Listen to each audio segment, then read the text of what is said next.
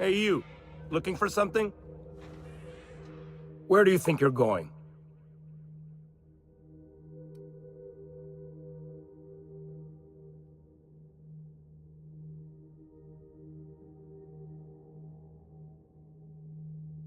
Yeah. The captain said we might be getting a new recruit. That you, then? Sounds like Clyde's jumping to conclusions, but yeah, I'm Felix. You're on a first-name basis with Captain Harlow, huh? All right, go on through.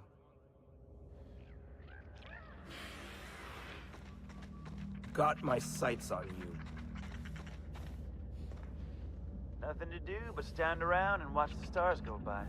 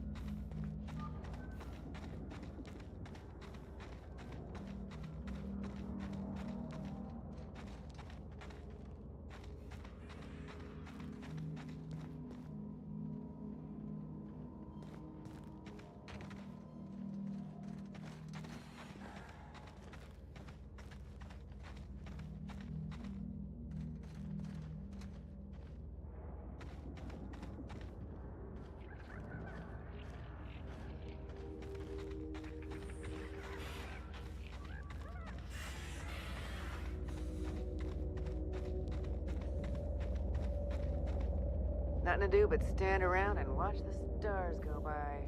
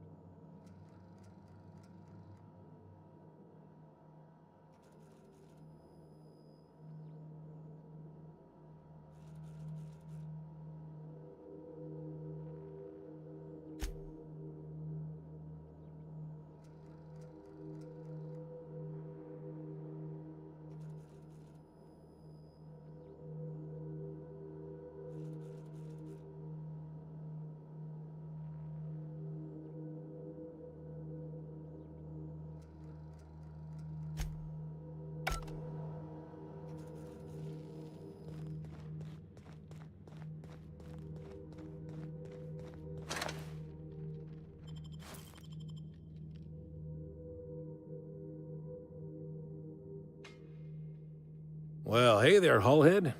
Clawed your way out of the groundbreaker at long last? Uh-huh.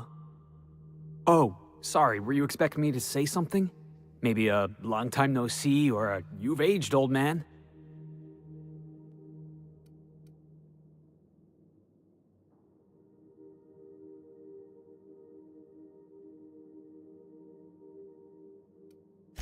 I thought you were dead. Or throwing yourself against the walls of some re-education center. That's been 5 years, Clyde. The best thing you can say is, hey there, Hullhead? No, Felix. The best thing I can say to you is yet to come. Also, I'd like to have a word with your captain. So, you took Felix under your wing. Kept him busy. Good. Kid always needed a place to belong. Felix is, a vital member of our crew. He's... well, he's good in a fight. Hear that, Clyde? I've been making something out of myself. So long as you haven't been making a fool of yourself. I'm sure Felix has no end of stories to tell of your exploits together. I look forward to catching up with the boy. I'm working on something. Something big. Something the likes of which Halcyon has never seen. And I want Felix to be a part of my initiative. I'm fulfilling a promise I made to the boy, that one day, he and I would change the colony together. That day has finally arrived. Easy there, Clyde. No one said nothing about throwing in with you. In case you didn't notice, I'm pretty happy where I am. I'm not asking you to walk away from your captain, Felix. But neither should you allow yourself to be controlled by fear. Change is not to be feared. I brought you here because I want to know where Felix's loyalties lie. When the day of our revolution comes, I want to know that I can rely on him.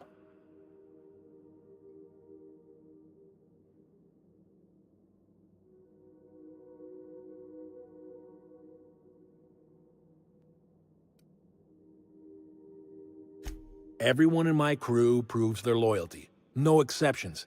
Not even Felix. I want you to deal with a traitor for me. Name's Trask. Kill him, and bring me proof of his death. His ring should do nicely.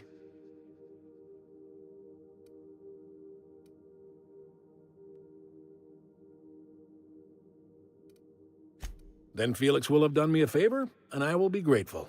I imagine we'll catch up on lost time, have a long talk about his future.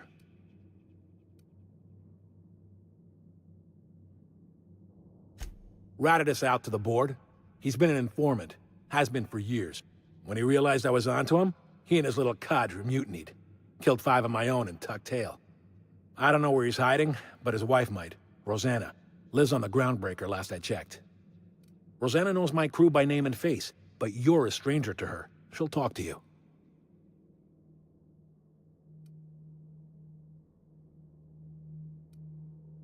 Clyde offered me a hand when nobody else would. I'd say I owe him a good turn. There you have it, Captain. A favor for an old friend. You think so?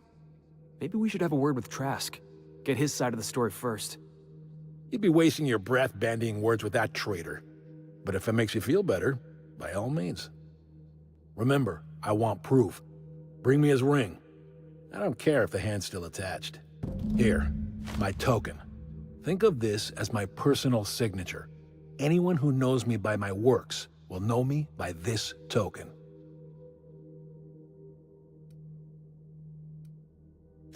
Well enough. It's been a few years, but I still remember a thing or two. You had a chip on your shoulder. You'd argue over anything, and you'd never back down. What do you mean, had? And for the record, you never could admit when you lost an argument. You see what I had to deal with? Let's hear it. I was working on this plan for years, saving every bit I could, drawing plans, biding my time. I never intended to spend my life laboring on the Groundbreaker. When the opportunity presented itself, I did what I had to do. I left. You might have said something. I had some ugly business in Scylla. If I told you, I would have implicated you. A revolution is the work of a lifetime, Captain. I've spent my life preparing for the day of Halcyon's reckoning. Everything you see around you is the result of that preparation. A base of operations, loyal soldiers, freedom from the board's oversight.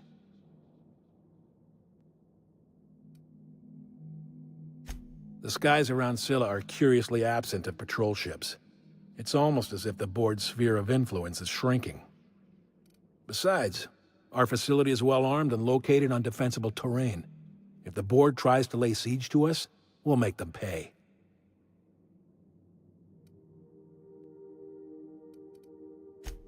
Hardly. The board is rotting from the inside.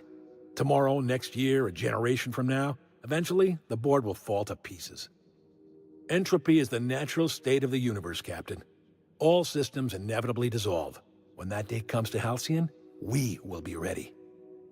That was simultaneously the least scientific and most pompous statement I've heard in ages. Well done, Mr. Harlow. A vicar. I admit, I never imagined a man of the cloth living the adventurer's life. You do keep some interesting company. Was there anything else? Not all revolutions involve bloodshed and fire, Captain. The purest act of rebellion is to live according to one's own means, independent of any masters. One day, when the board is weak and Halcyon vulnerable, we may claim a piece of this system for ourselves. Until then, we bide our time. Something on your mind?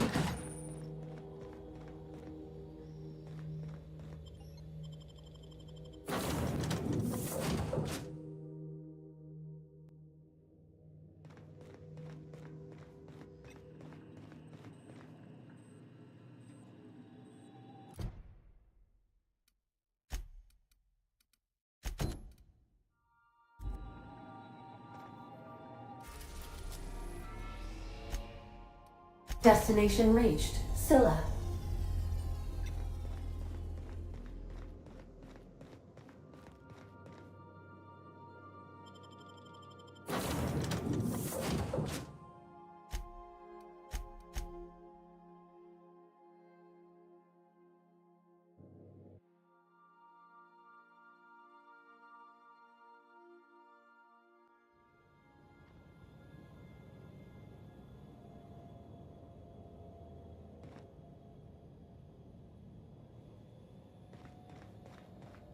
If I were a hermit, I'd choose to live on a desolate rock orbiting the middle of nowhere.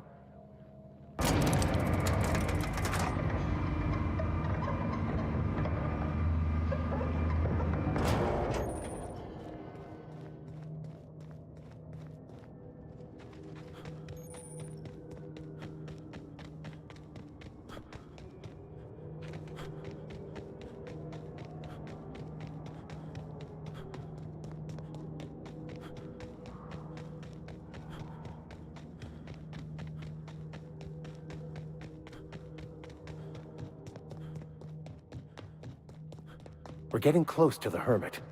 I can feel it. We've got a fight on our hands.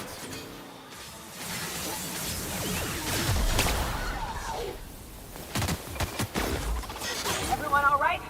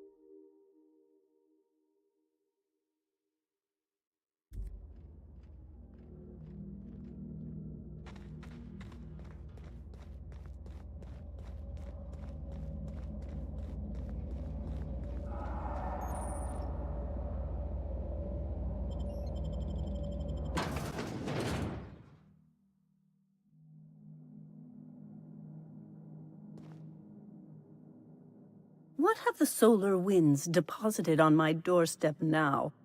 Just more dirt and debris? Or do you actually believe you are here seeking the truth? I must admit, I tire of the truth seekers.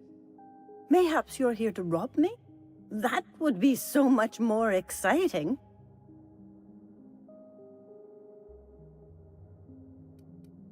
Not much, but you are free to take whatever you wish. Please leave me a few morsels of food, though. I may not eat a lot, but I still do need to eat. We are not here to rob you. I've brought this book for you to translate for me. We've been told this was once yours. I believe the knowledge within here contains the answers I seek. Answers that will free men's minds from toil. I can translate it, but it won't do you any good. I can see you are a man in a hurry, and the insights in that book would take you years of study to fully comprehend. I have spent my life in contemplation. I believe my mind is prepared to receive the truth.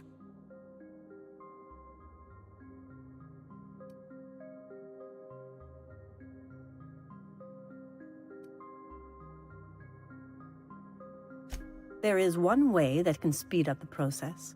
It involves a combination of several ingredients, some of which can be fatal. It is not for the faint of heart or the unprepared.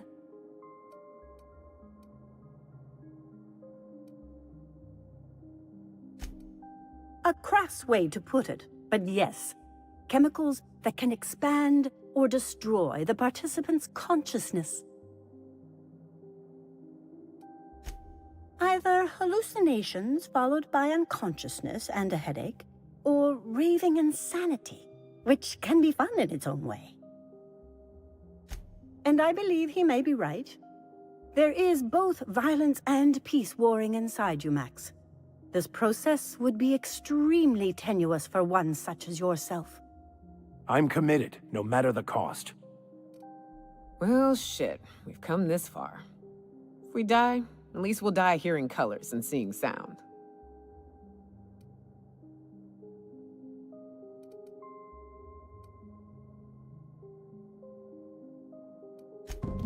All right. Head on into the meditation room and partake of the sacramental incense. It's waiting on the table when you're ready to begin.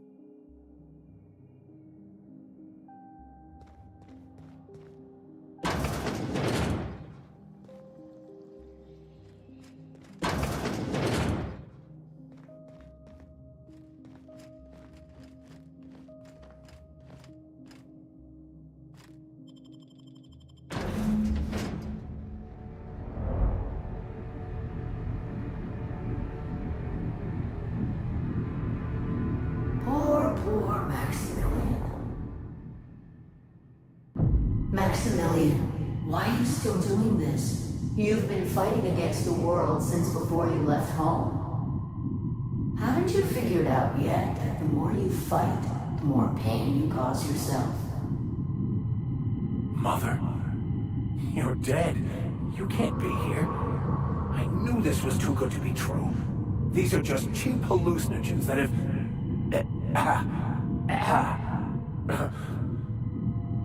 What's happening to my voice? Does my voice sound weird to you? And what's wrong with your face? My face? What's wrong with your face? Where'd you get that second mouth? I want a second mouth.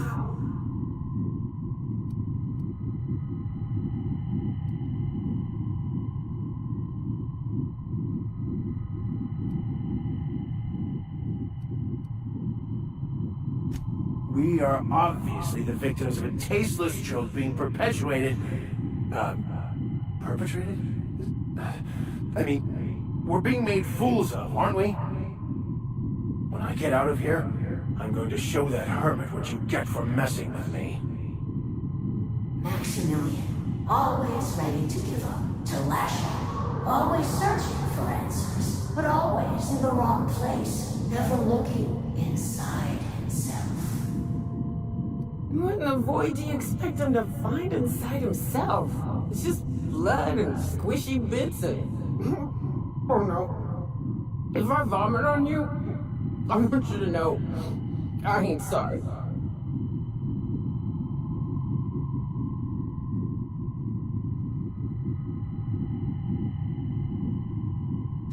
Thank you. It relieves me to see there's at least one positive influence in my son's life after all these years. Has he told you how he thoughtlessly abandoned us? Thoughtlessly? How could you say that? I only wanted you and Father to be proud of me. I was going to be the perfect vessel. I was going to be a better... more full of the plan. This year, it's all coming out wrong. The plan. It filled you with a joy I could never feel. I wanted it. And being a laborer made me miserable. I was better than that. You certainly convinced yourself you were. But don't feel bad. We continually lie to ourselves, weaving stories in a vain attempt to convince us that we are in control of anything. These stories are how we try to make sense of our lives, but they are not real, are they? They're just stories. You need to drop your story and see the truth. I could tell you all manner of stories. If I weren't... I'm sticking to alcohol from now on.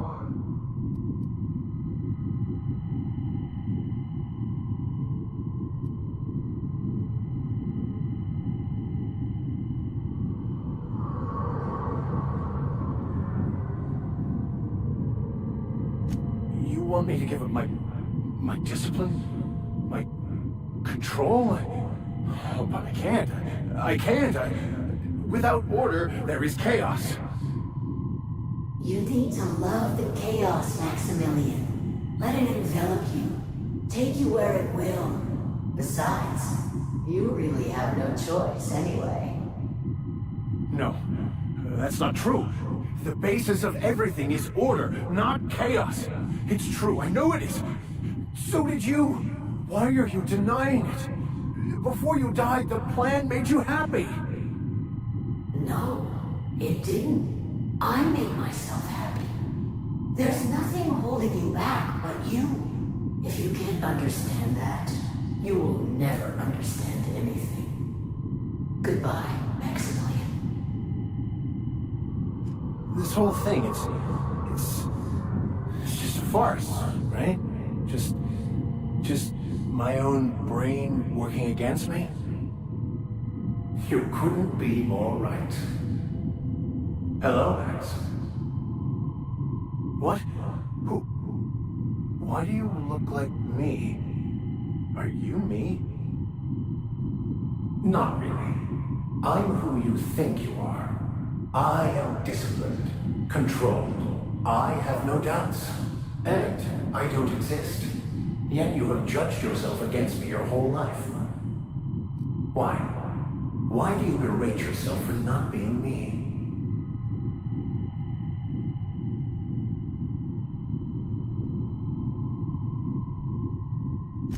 I don't know what to say.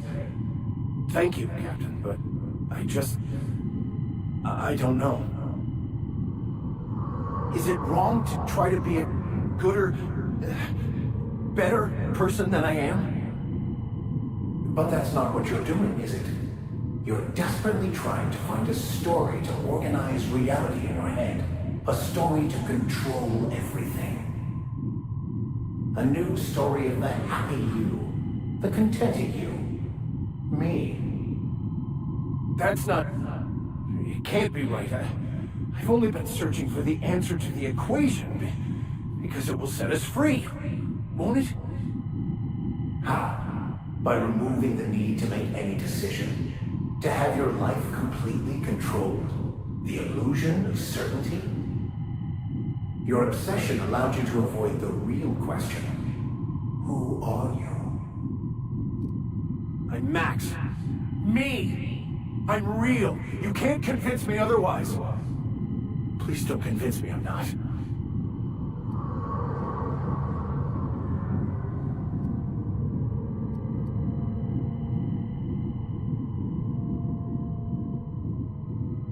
Your individual self is what's not real.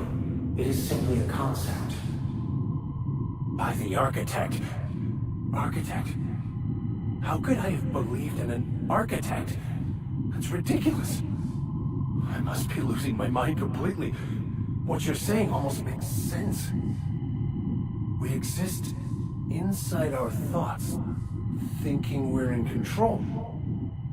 That's it, isn't it? We have no control over anything. It's all lies. How could I not have seen this? But how do we escape ourselves?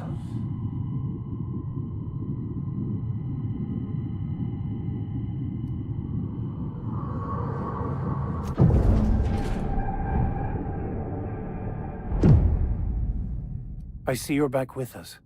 Feared we lost you there. Never seen anyone pass out yet stay upright before.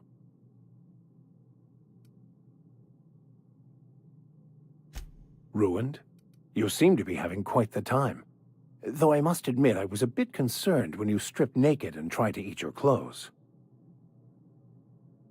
I was joking. You passed out fairly early in the process. Well before I realized what an ignorant fool I've been. Everything is perfect.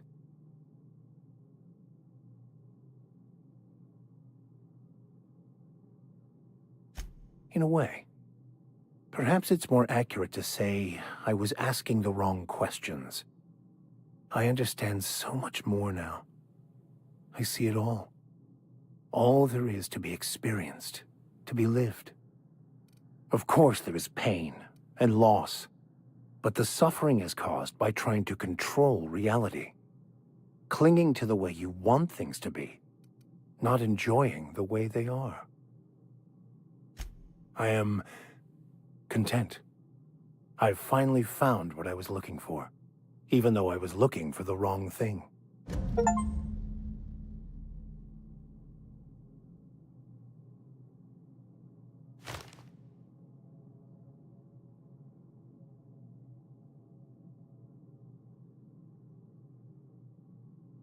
Anders can be a creep, but he'll fit in fine.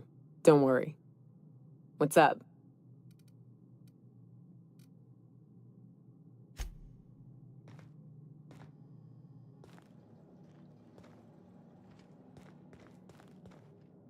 So, have you found your answers? Not so much found as finally listened. Yes, it is quite the convoluted maze we build for ourselves.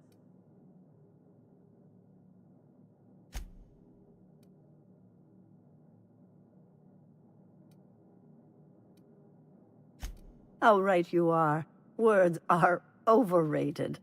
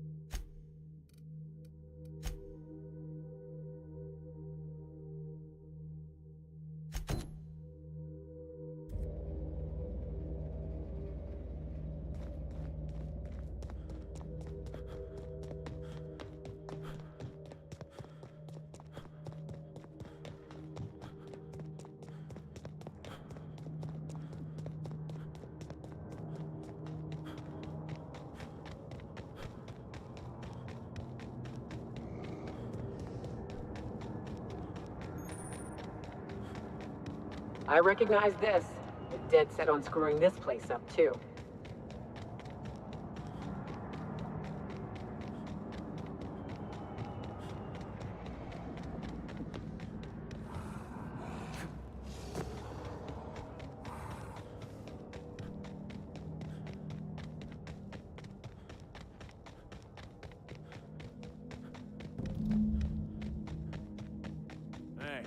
outlaw. You know, Heard something. smashing plan. You just keep doing that. That's one down. Everyone all right? Lacerations and untreated burns detected. Signs indicative of sudden, violent crash landing. Yep, that's me. No big deal. Just shrugging off my injuries as I stroll away from another flaming impact crater. Also detecting constipation, hair loss, reduced fertility due to tight trousers. Recommend stimulant injection. Hair loss? You take that back.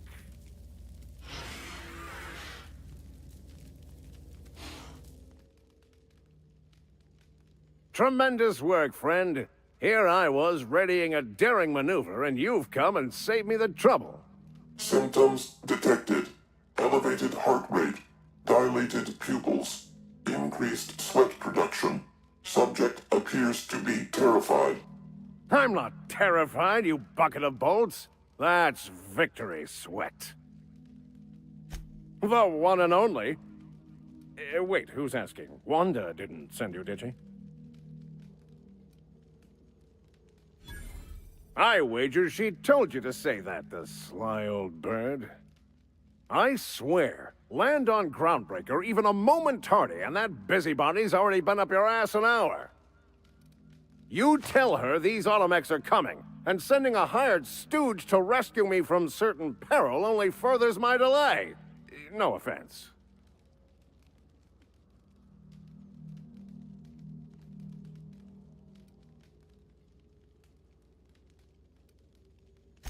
Meds, I'm guessing. Pirates love bits, and unlabeled meds are worth a bundle.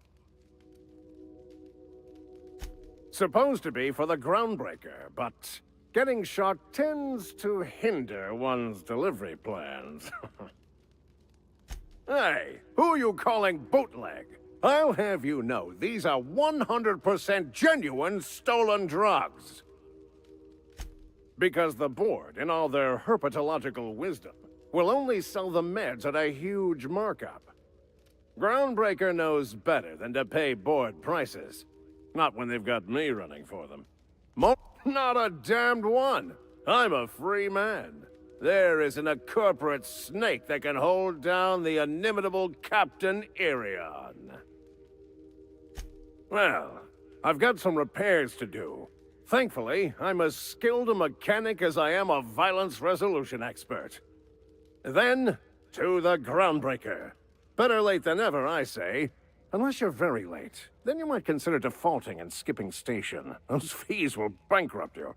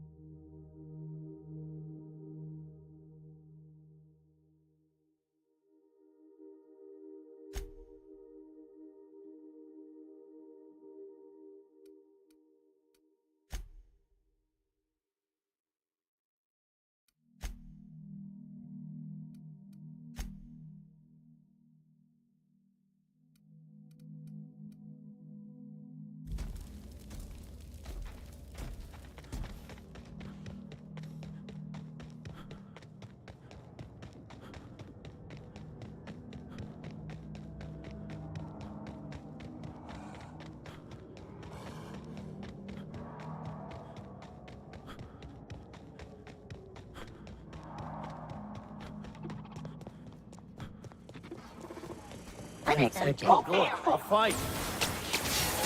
That's the last of them.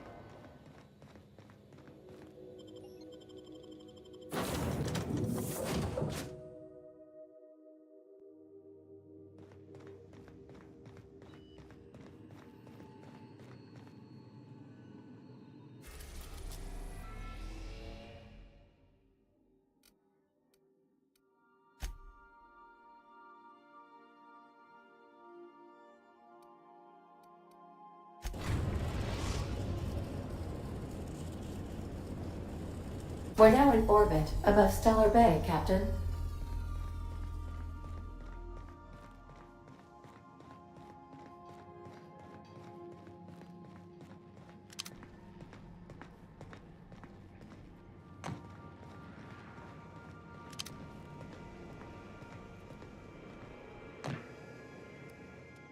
Sometimes I can hear Vickers saying prayers to himself. Sometimes I hear him cussing about tossball scores. It's a shame about what happened to that lucky fella. Maybe finishing what he started will help put his spirit to rest.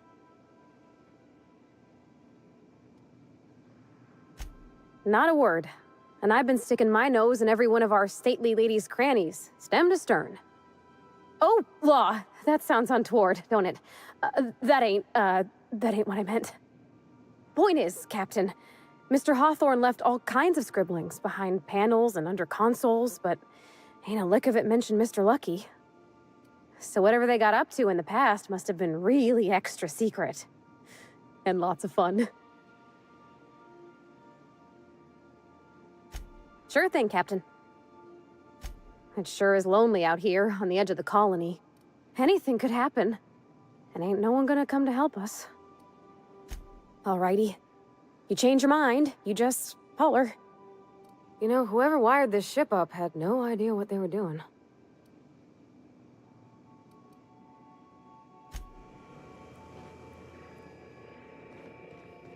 Hey, Cap.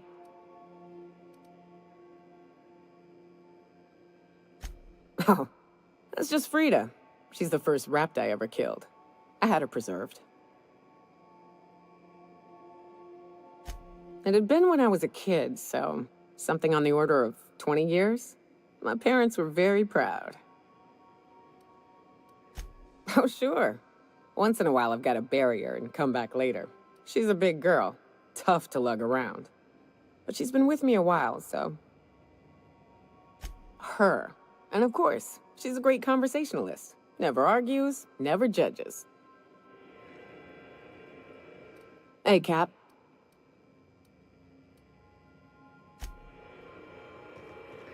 Clyde's got a crew of his own, huh? Good for him. Did you want to ask me something?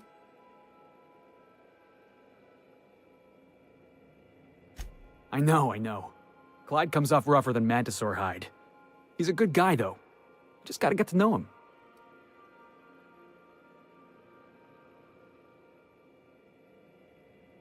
You think he's using me? He wouldn't. Would he?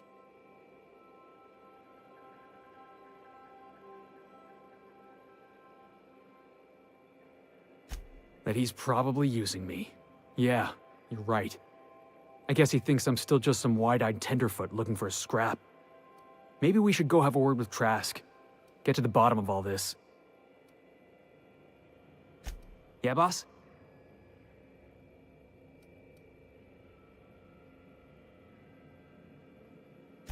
So we just sat around a table talking about a severed arm. Of all the weird things that happened on this ship, that ranks somewhere in the middle. You ever watch The Masked Marketeer? Episode 5 of The Masked Marketeer. First appearance of a recurring villain. Big ol' galoot, built like one of those industrial-class garbage compressors. His name? Tiny. Every adventure serial's gotta have a supporting character with an ironical name. It's a rule of the Genry. Masked Marketeer had a massive bruiser named Tiny, and we got ourselves a real unfortunate hullhead named Lucky. Coincidence? I think not.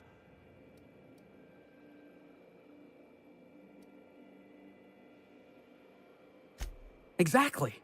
That's what I've been getting at. We're freelancers. We take any job we can get. But this one? The dying message of a stranger. A severed hand delivered in a crate. Let's just say it beats flying around the colony running errands. So, of course, I'm gonna be excited. Hey, I get it. Gotta hand it to me. Severed hand. That's what you were going for, right? That wasn't what you were going for. Yep, I can tell by the way you're glaring at me.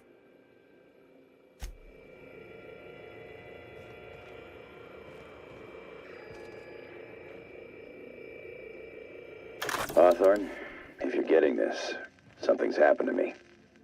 Got mixed up in some shady business on Gorgon. Should have known better. But I landed on something big. And now this job's an itch I can't stop scratching. There's a whole research compound left to the Sprats. I think I'm close to figuring out why. But something dangerous is closer to me. Got the job through one Minnie Ambrose, top runger who just came into some money and was offering a hefty bid card for qualified help. Trust me, her money's good. Talk to Minnie. Take the job. If I ain't gonna live to see the payday, might as well be you. Consider us even, old pal. Would you like a reminder on when your next shower is scheduled?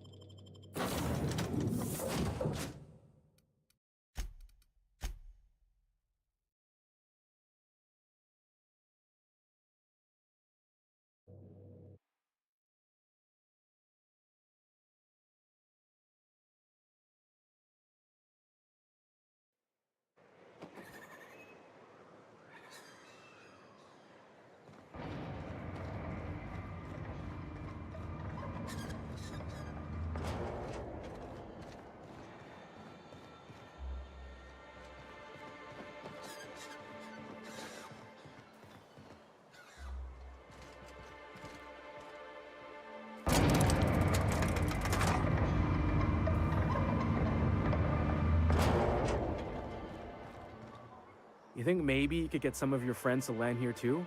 Gets real quiet. We felt the crash from here. That ship must be close.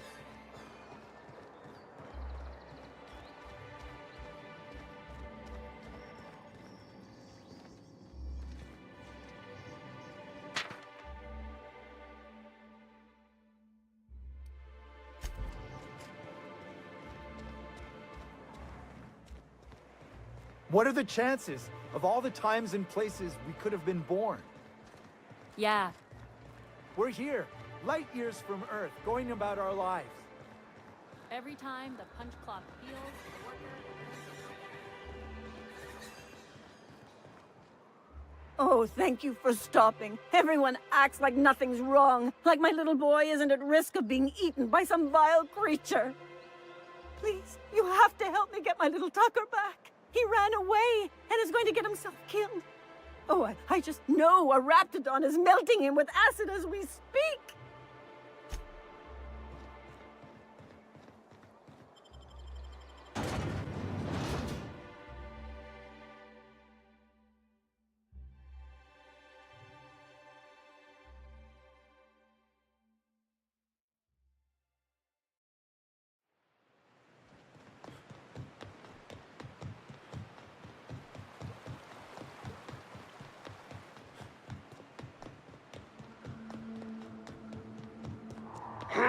Looks like we're doing this.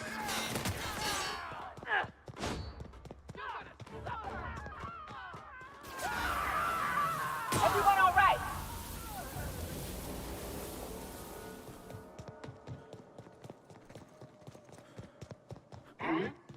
Incoming!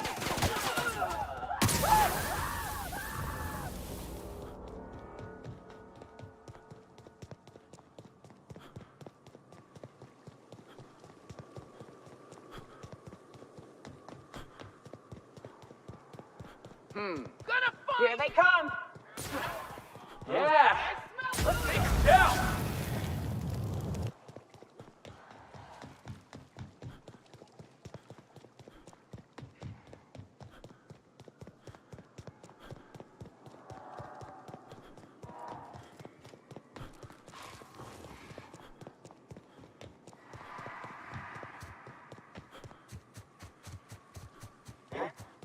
Jackass is incoming!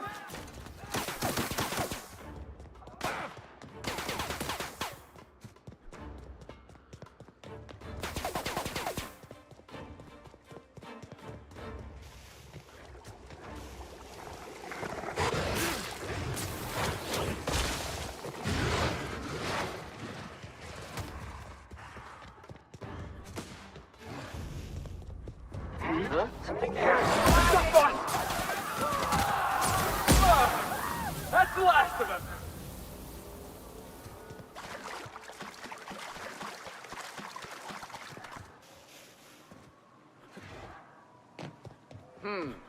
Heads up!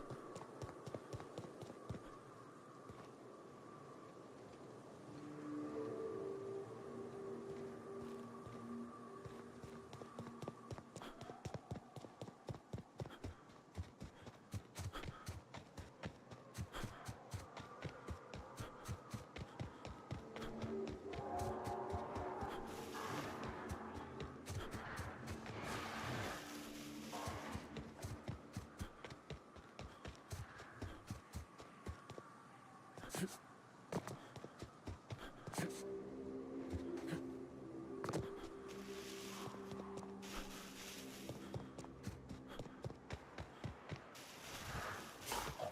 they come!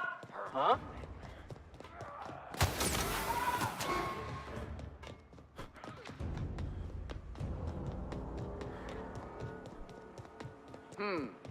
Jackass is incoming!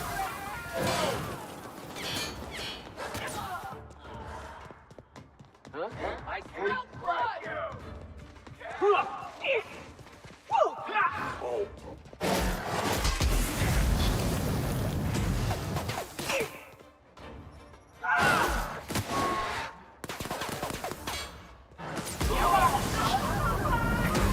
Everyone all right?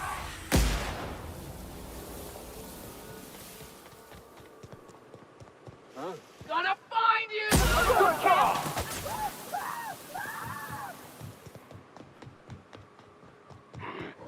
Here they come! Don't mess with us!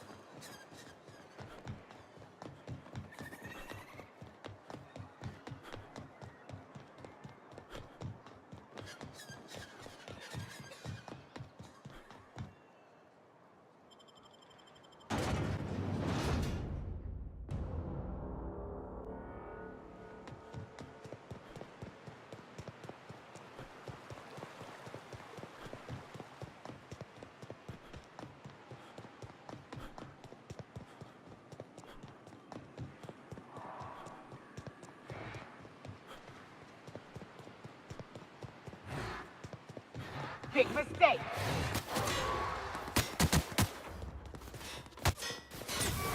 Come out and Huh?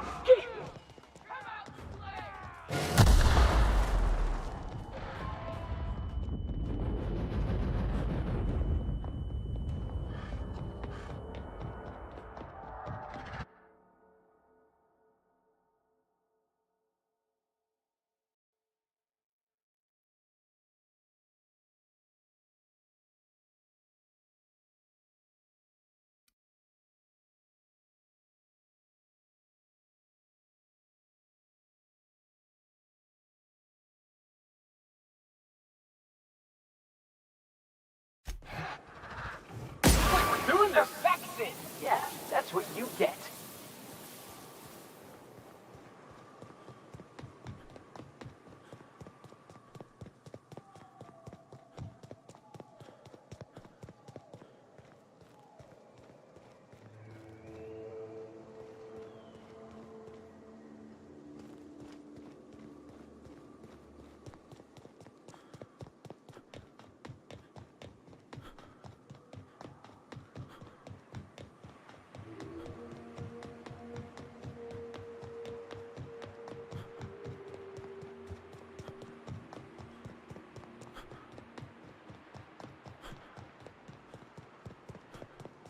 You hide Here they come! Thank you!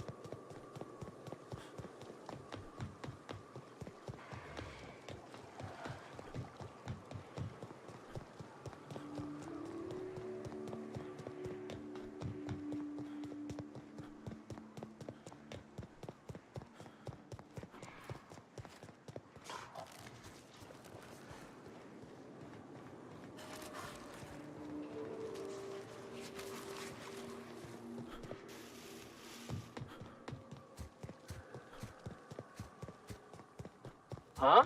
Here they come! Let's wait!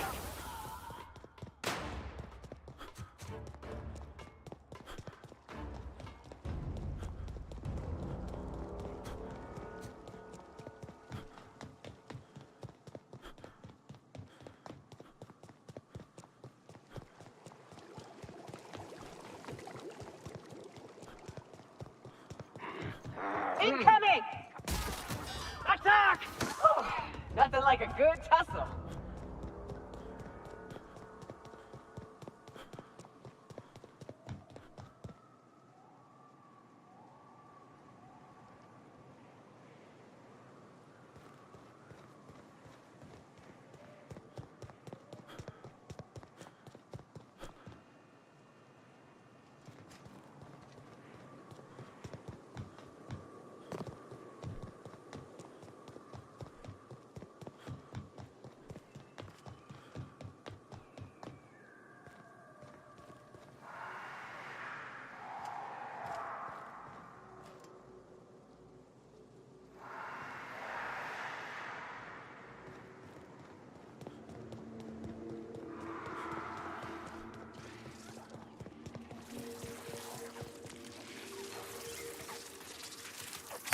Here we go. Score one for Felix.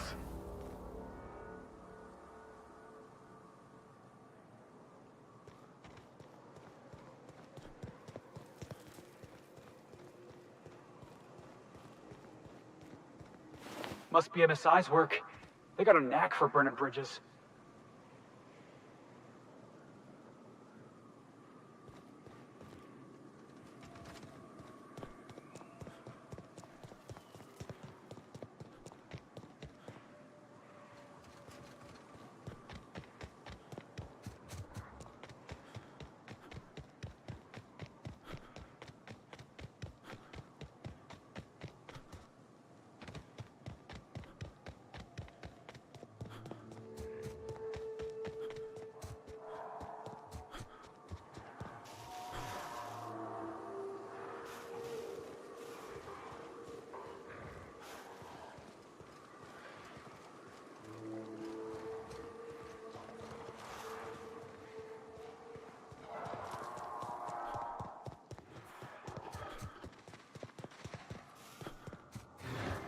Go!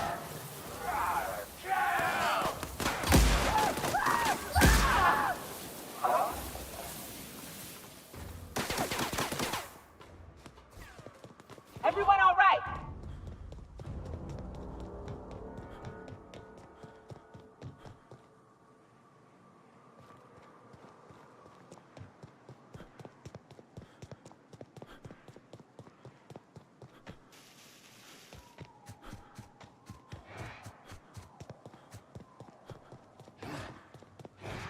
Heads up, boss!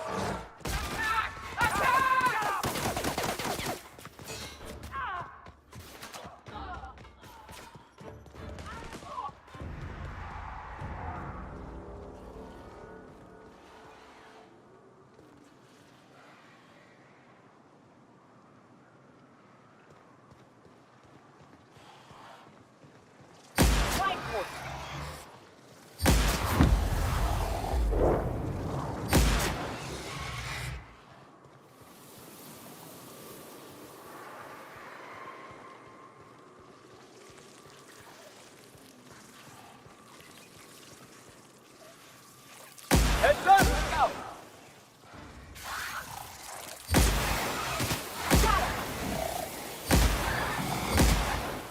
Damn, but we're good.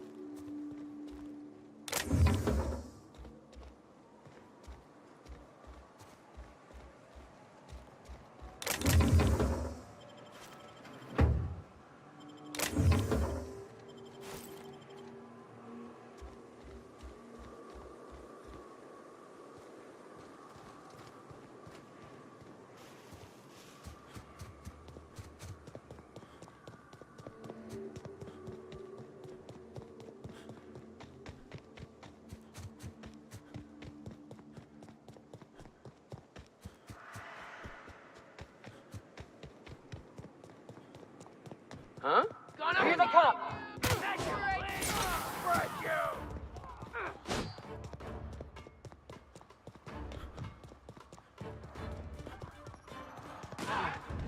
You're the best there ever was.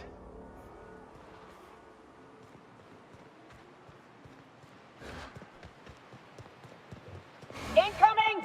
I've been waiting for this.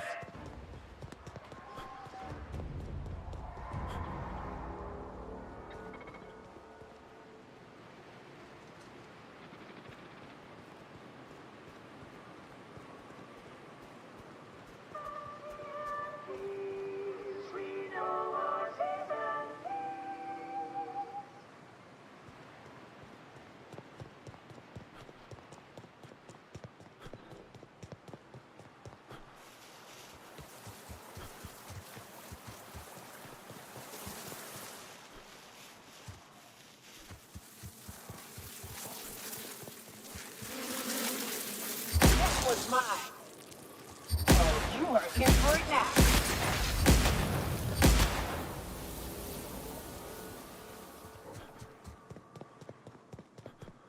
Huh? Here they come! I love a quick fight.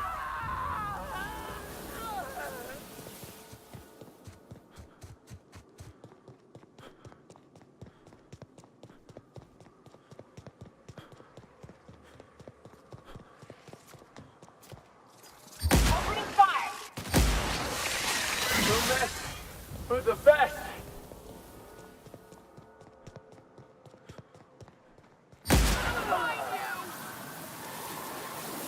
Looks like we're doing this. Here we go.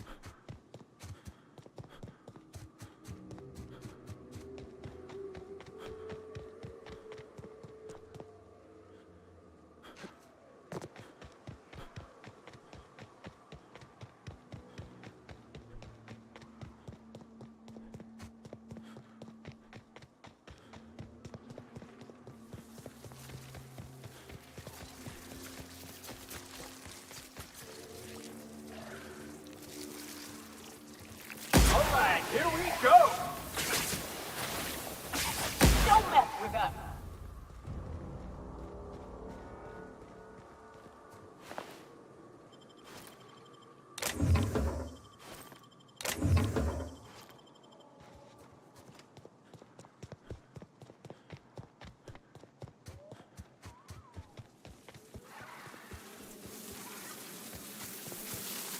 All right, let's dance!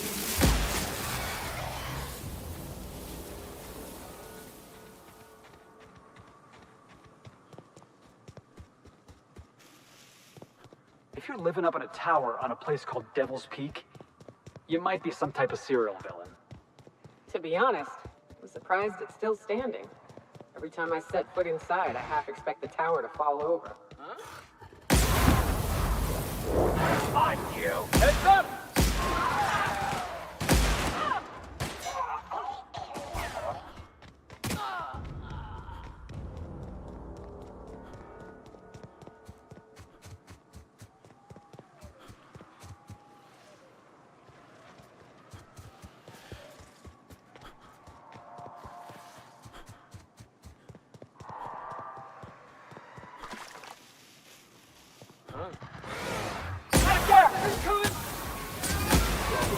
Woo! We're just getting started.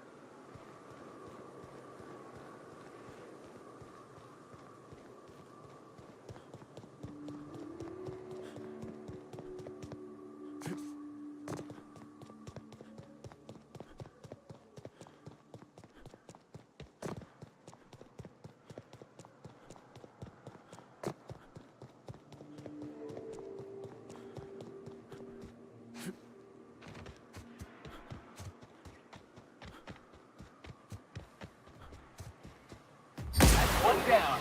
Over that. Same guy!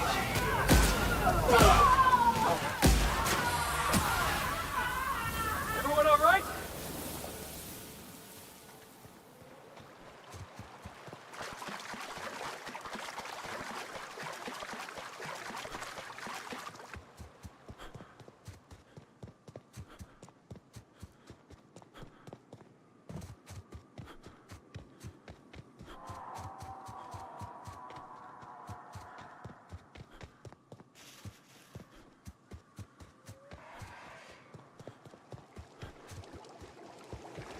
Here they come!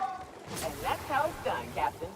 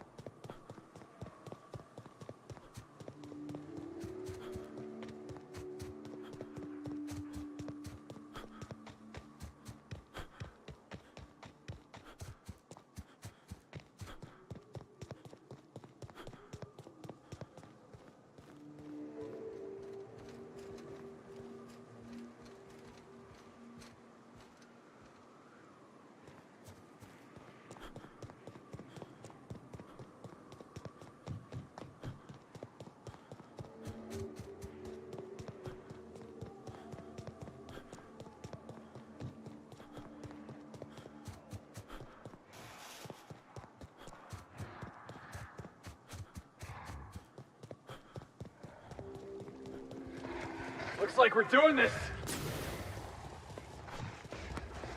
Whew. Who's next? Nobody? Yeah, that's what I thought.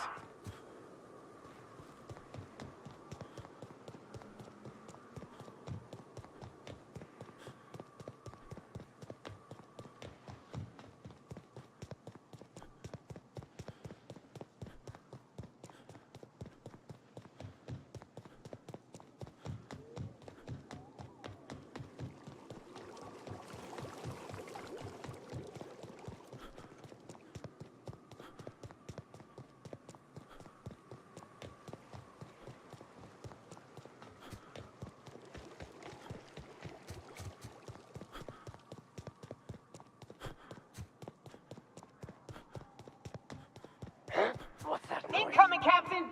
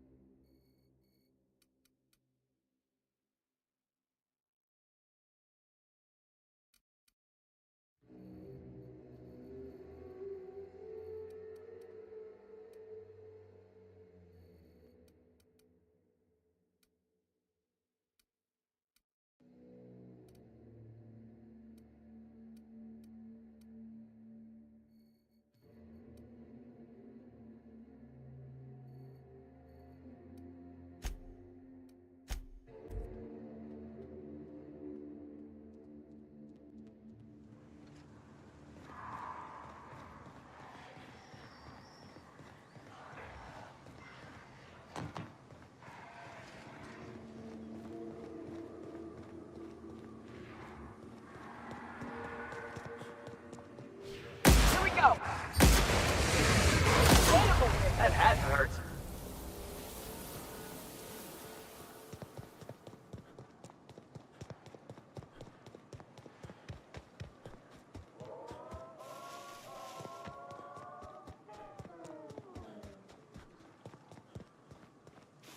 All right, here we go.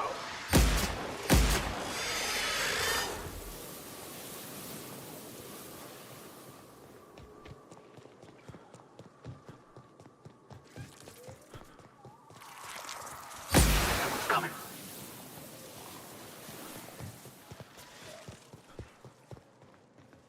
Heads up! Everyone all right?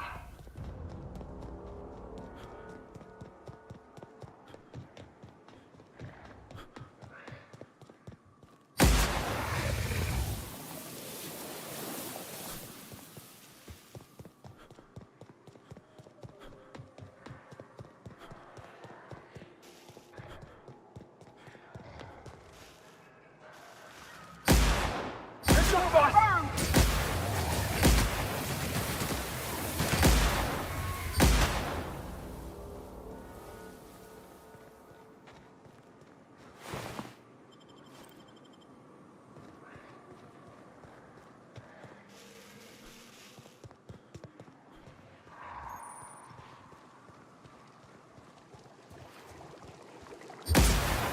Jackass is incoming!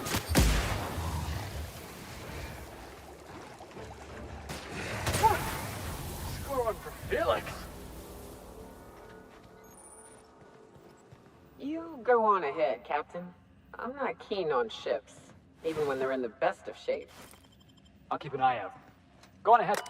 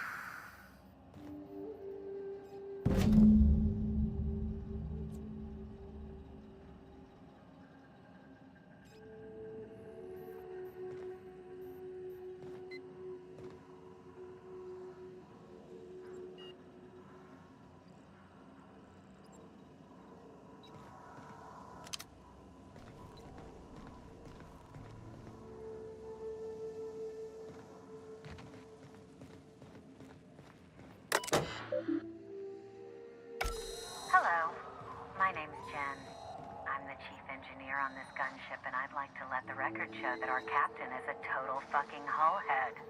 I told him again and again that without fixing our regulators, spinning up the engines are going to blow through our coils and we'll go flying off in a completely random direction. Well, here we are. Thinking we'll hit soil in about 30 seconds. This is your chief engineer signing off for what is probably the last time. It's a shame you can't see this middle finger I'm holding up, because I'm doing it as hard as I can.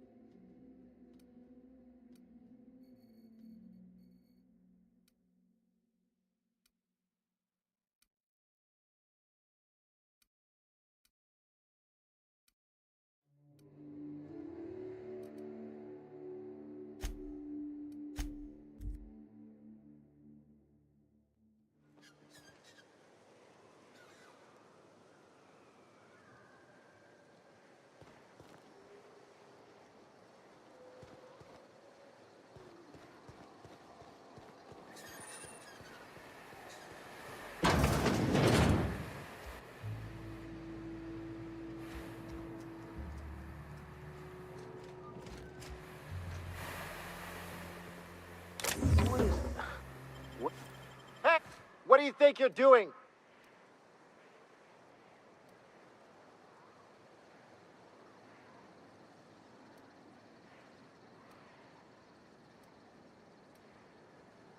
I still ain't sure about this, but go on.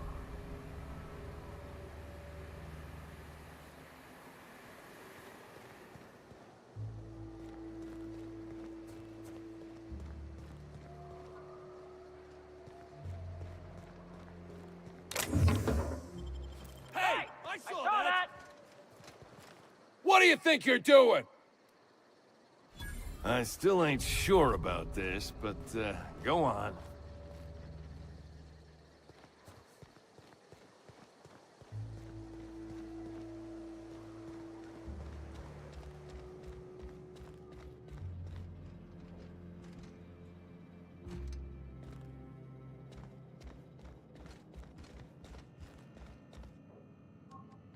The gunship. Have you secured its targeting module?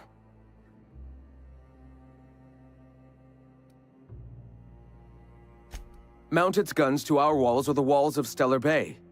The board is coming, Captain, and these weapons will defend us from their blasphemies.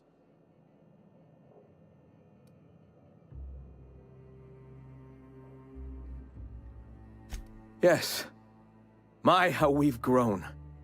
From one disgruntled employee and his like-minded compatriots to the very movement you see before you. All right. I heard about you. You're trying to change the colony, right? Transform the soul and character of Halcyon. Right you are, my boy. Soon every man, woman, and child will experience their own spiritual awakening under my guidance. The iconoclasts are free folk. We live under our rules, motivated by our own beliefs, all petals on the same flower of enlightenment. Meanwhile, the board strangles the will of its workers. It is the penultimate exercise of a poisoned society where people are enslaved by a corporate ladder. We seek to replace their way of life with ours. Philosophism is the key to unlocking their shackles.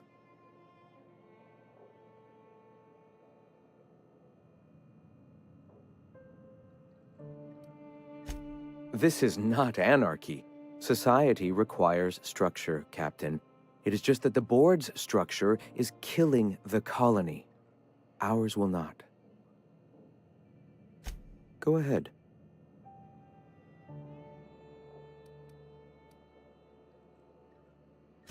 The point of no return.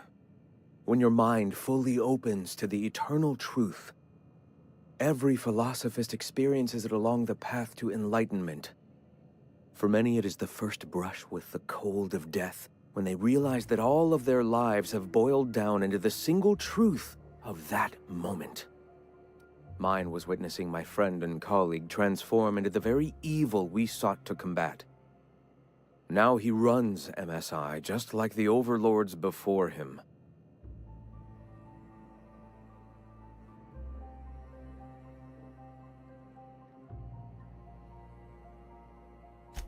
Their leashes may be longer, but their collars are just as tight.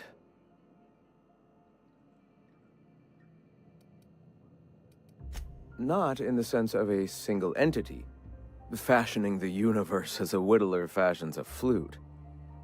The universe came into being over time, organically, naturally, and without purpose. In that sense, I suppose you could say that, in the interest of finding its purpose, the universe itself created all living things. Whoa. I think I just felt my brain kick into a higher gear. Is this what you folks call enlightenment? If it were only that easy, my delightfully eager friend.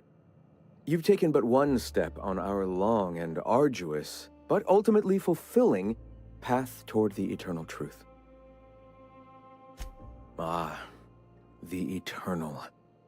We are all part of the consciousness of the cosmos. Each of us plays a tiny role in the universe's continual journey toward understanding itself. You and I, and the rats and the mantis swarms. Divinity is in us all, and the eternal is that divinity. Everyone, regardless of ability to believe, is another facet of the universe contemplating its own existence. All right. The gunship. Have you secured its targeting module?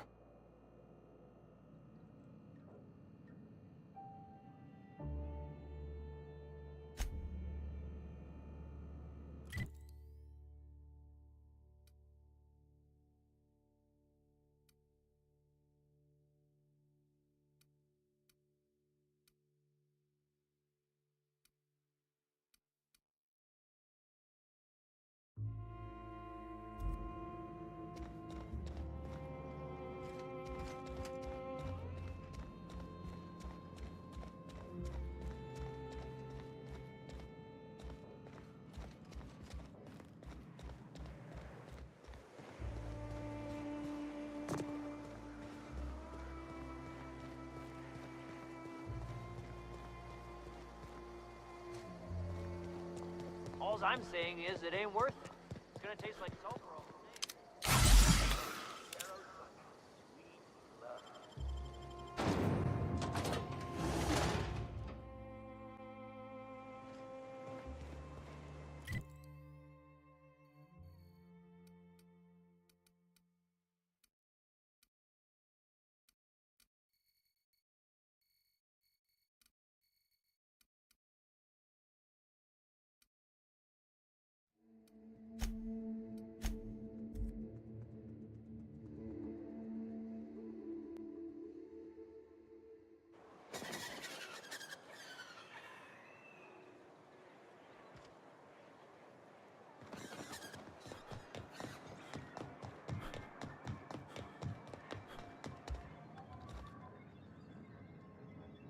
If the Iconoclasts reach that ship first, there won't be any chance for a peaceful monarch. I don't suppose you've found the targeting module yet. I've sent patrols, but they're running into trouble with the Iconoclasts. They're all mad! And what's more, they left us! I don't see any way for us to work together. Not this again. Remember what we practiced, sir? Yes. The words in those reviews were very hurtful, but they do not define me. I am a mantipillar, and my will is my cocoon. I can emerge and become whatever I wish.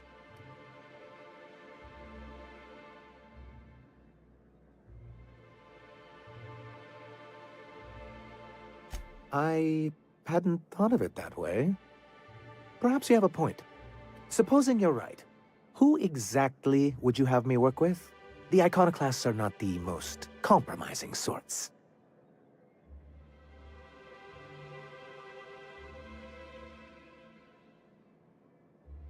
Oh, how do these things ever start? Once upon a time, Graham and I saw the same problems with MSI. A rigid corporate structure with no regard for its people. But, where I wanted to reform MSI, he only wanted to take it apart. As if starving in the wilderness is somehow better than starving under corporate mismanagement.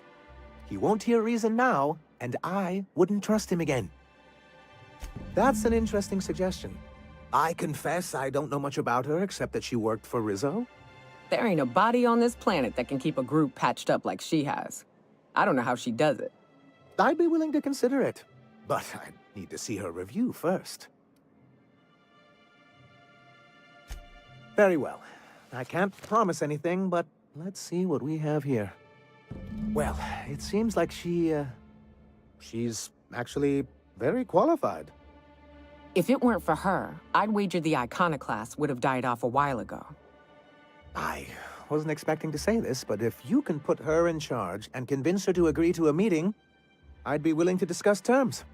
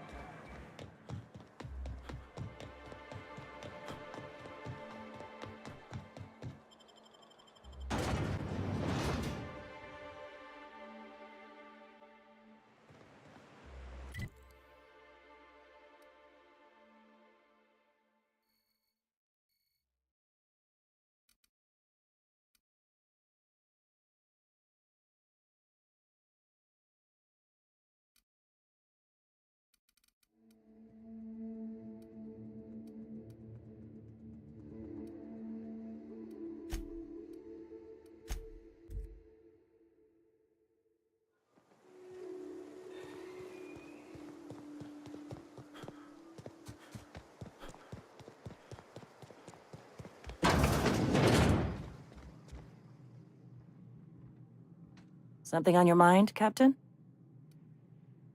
Too bad. Had I a reliable third party I could trust to set up a meet, maybe I'd consider it. With all the help you've done here, at first I thought it could have been you. But you couldn't even get the Van Nuys back. I don't think you're capable of protecting us if Sanjar's planning an ambush. So no, in another life, maybe that could have worked out for all of us. In this one, we're going to war.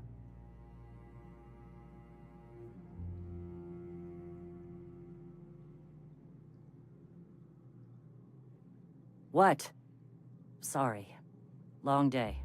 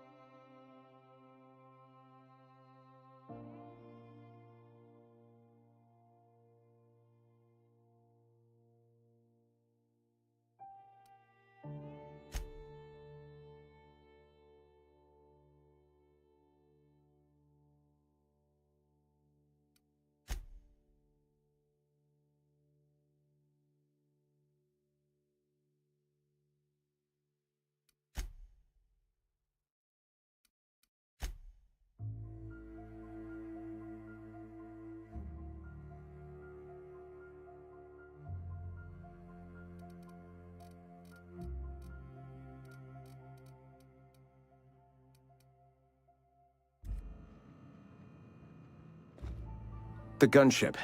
Have you secured its targeting module?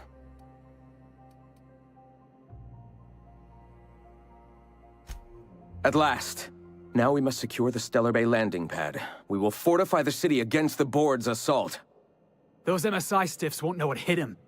I mean, they will, because it's gonna be me with a tossball stick. And you, Captain. Are you prepared?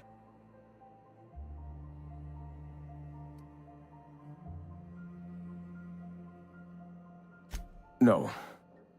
Our hearts have long since closed to one another. He is blinded by his love for bureaucracy.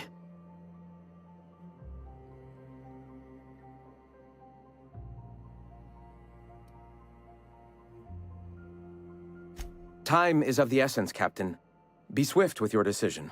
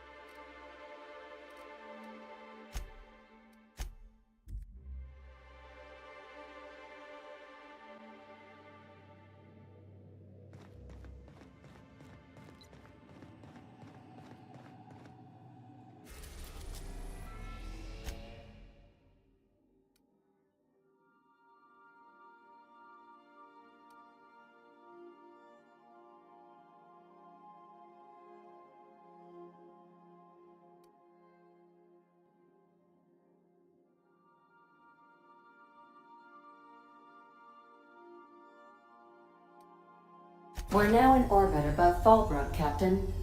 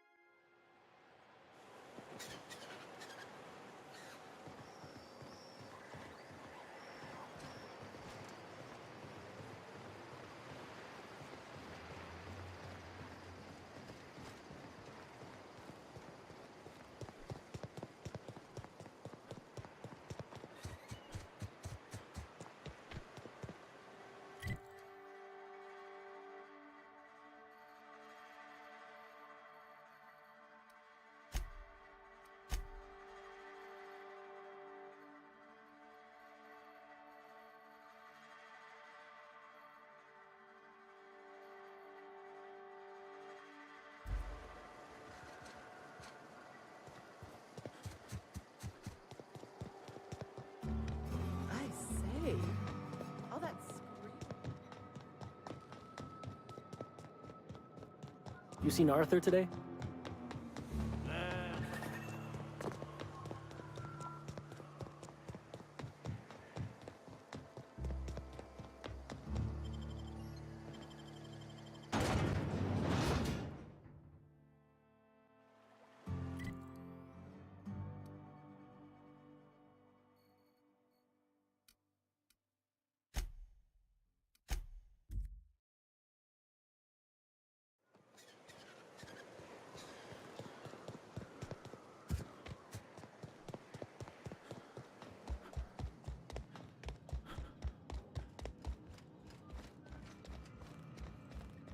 The gunship. Have you At last! Now we must secure the Stellar Bay landing pad. We will fortify the city against the Board's assault. I'm all for fighting the Board and all, but... Oh, shit. Just don't shoot too many of my drinking buddies in there, all right? And you, Captain. Are you prepared? This is it. Let us save this planet once and for all. Meet our forces in the ruins south of the city. Come prepared. Sanjar is sure to go down swinging.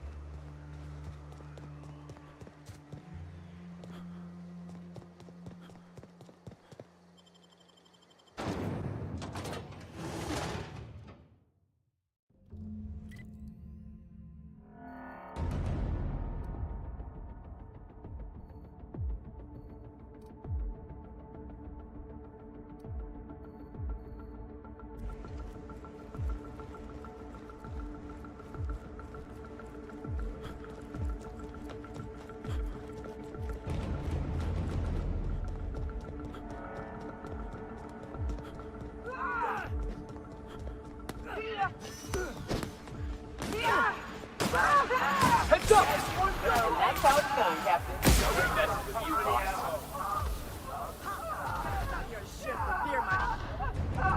Looks like your path's at an end. What was that? Iconoclast, attack! I'd better take a Sell look. your shit for fear money. Yeah, that's how we fucking do it.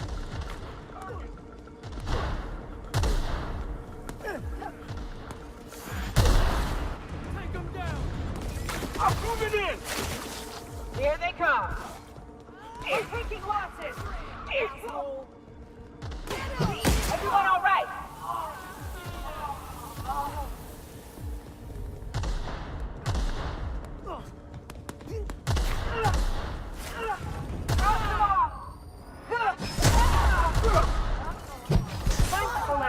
Here they come. And stay down. I need backup.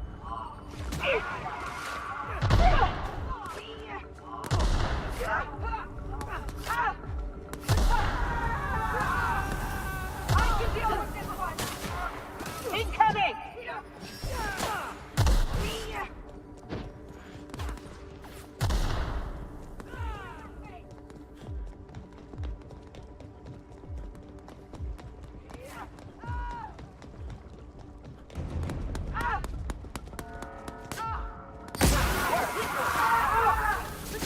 Looks like we're doing this. Perfection.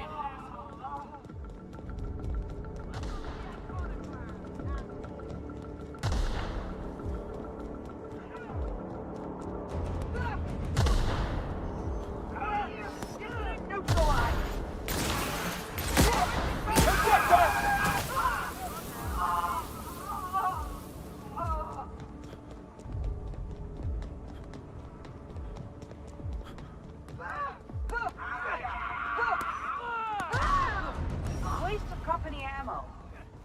And stay down, miscreant. Our jackass is incoming.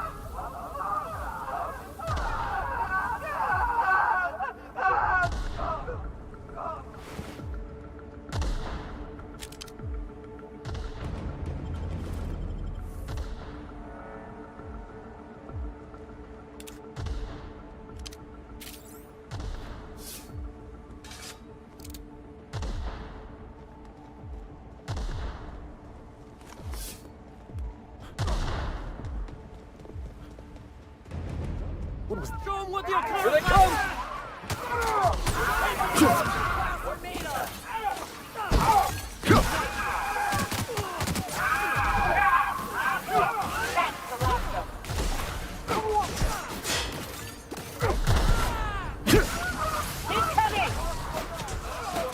Damn, but we're good.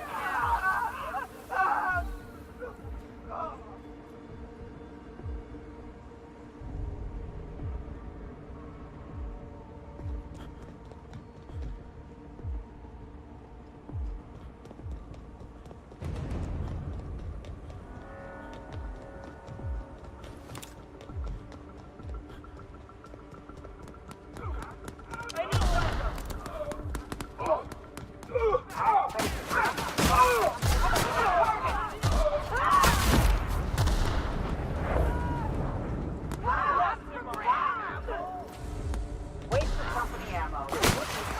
Wait for company ammo.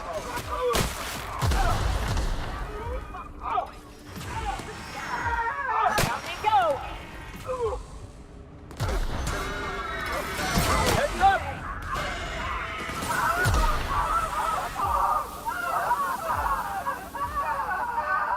What was that?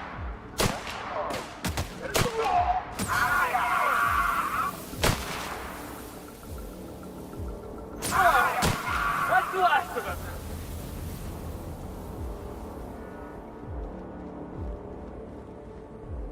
I've been waiting for this! Thought I saw some. That's how it's done, Captain. Put you down!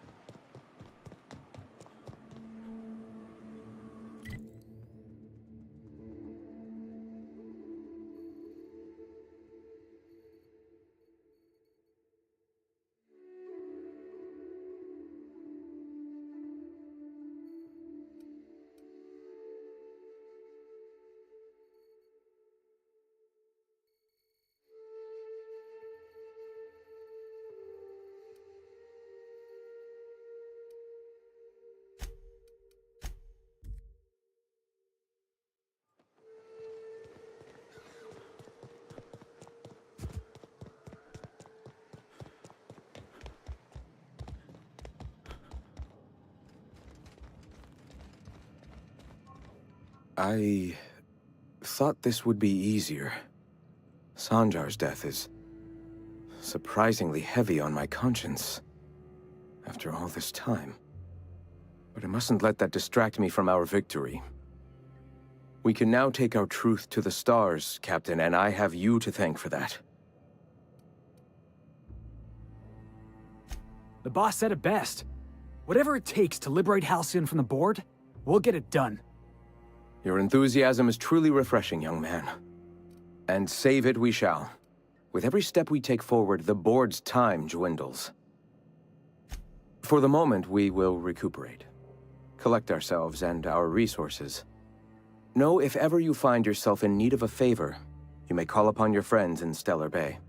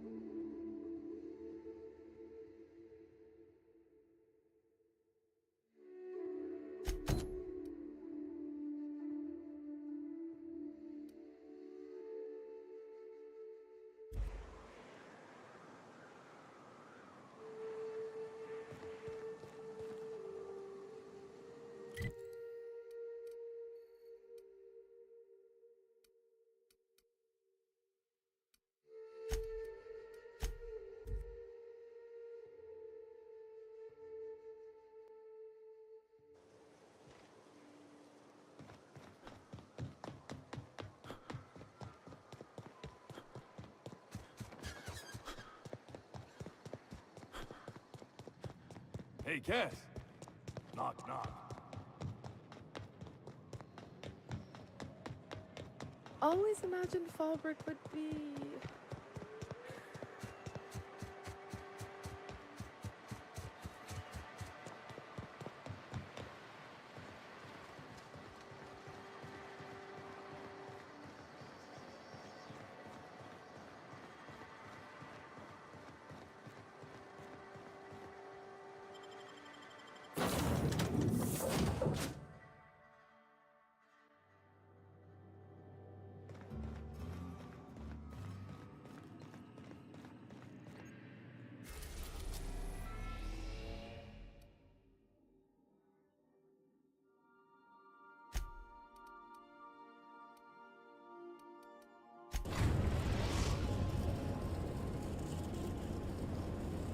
We are now in orbit above Edgewater, Captain.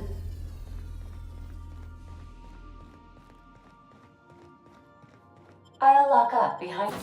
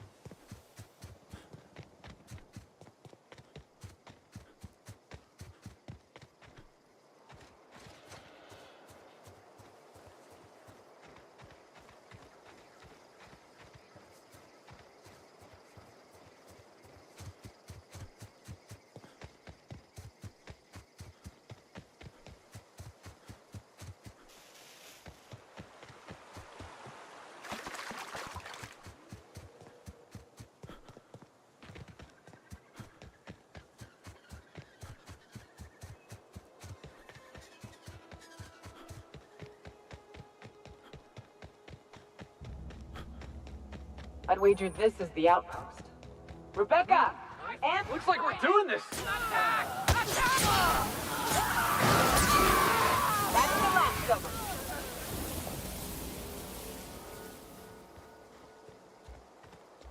Hey, take a gander. The door's busted. Rebecca? And... Huh. Rebecca taught me this once. You can jerry-rig these old locks so as they don't open anymore. But we've only ever done that if we're in a real bind. Here, I'll fix it. Oh no. Oh no. What did you do? Oh, hell. I'm sorry, Nyoka.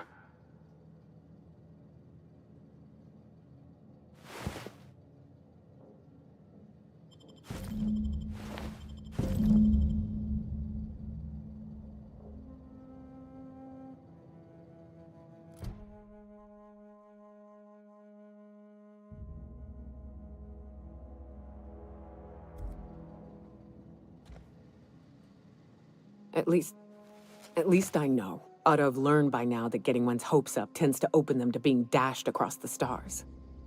Only thing left is to take these medallions home, which means figuring out how to bait the Mana Queen out of our old base.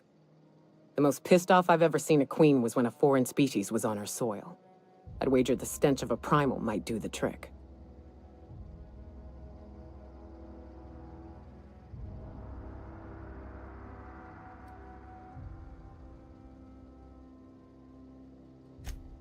That'd be boring. Half the fun in exploring is the fact that you're on an unknown trail. I've never had the pleasure of hunting primals, but I hear they're all over Scylla. Let's tear a few apart, shall we? I'm sure they've got pheromones. Everything does.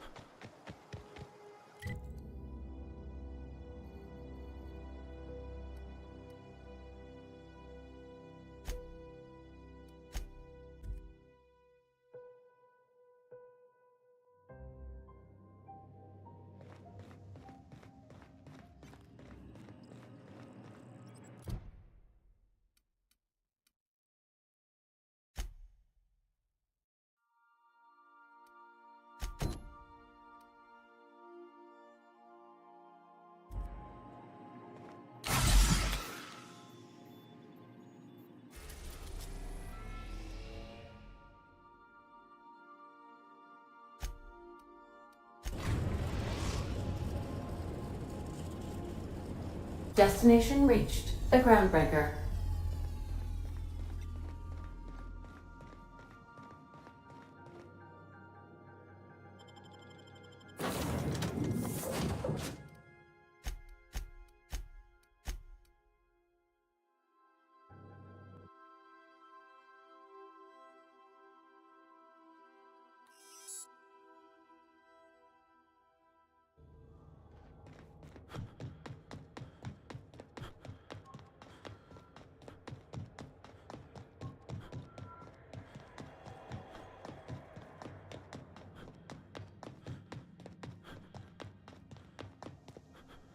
This is Halcyon News.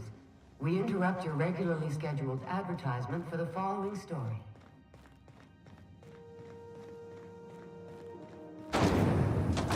Rizzo's Purple Berry Punch. You want a punch? We've got your punch right here.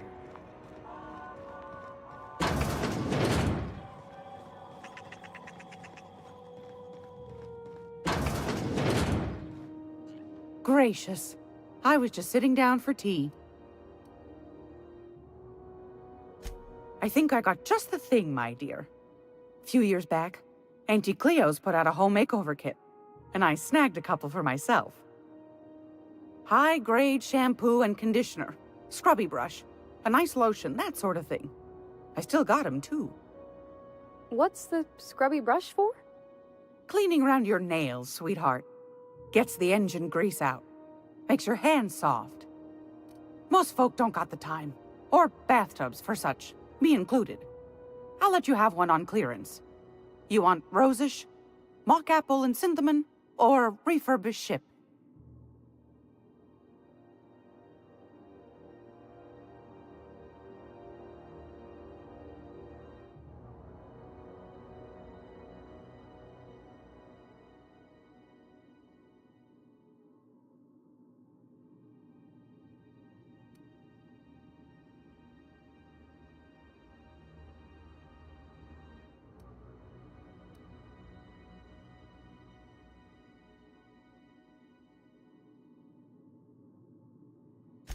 Oh, gosh.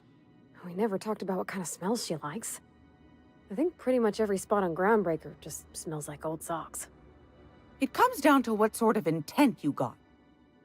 If I was looking to do a spy job over in engineering, I'd be safe with refurbished ship. Now, if I was a young thing trying to come on all precious-like, I'd probably go with Rosish. But if I was doing it for my own self, I'd pick mock apples and cinnamon. I guess you could eeny miny moe it? Take your time, dear. A lady's scent says a lot about her.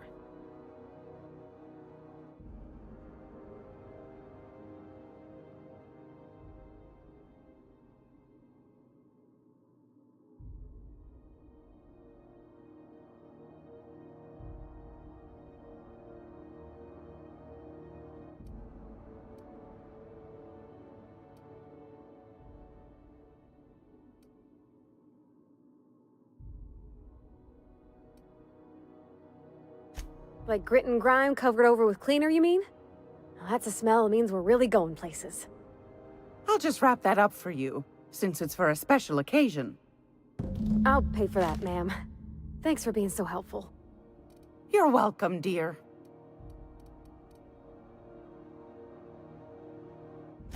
Anytime, sweetheart. You know where to find me.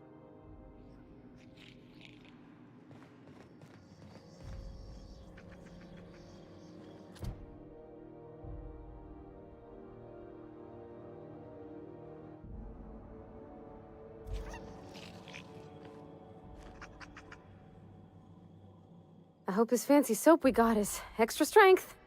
I'm feeling a mite ripe. Oh, thanks, Captain. I'm gonna put these someplace safe. In her messages, Junlei said her mama used to make this dish for Monarch. Dustback casserole. Salt tuna and xenogold needle mushrooms. And then for dessert, there's a thing called, sweetheart cake. It's made with almond paste and wax gourds. There's gotta be some place in Stellar Bay that can bake a casserole. And I heard tell there's a Rizzo's town near there called Cascadia what specializes in sweets. Thanks, Captain. I know I'm asking an awful lot, but I'm sure it's gonna be worth it.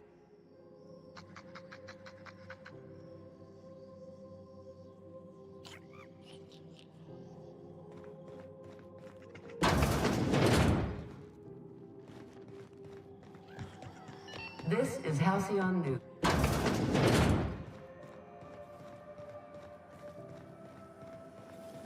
Rizzo's mock apple cider.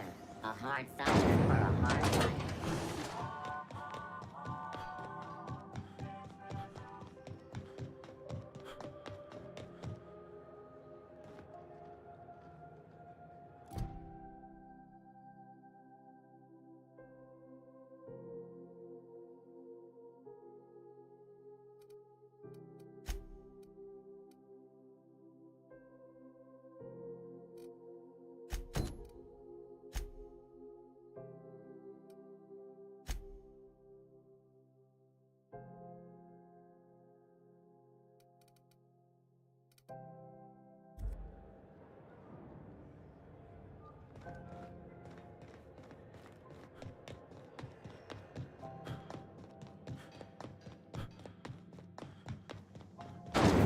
Rizzo Spectrum Vodka. Aftertaste the rainbow.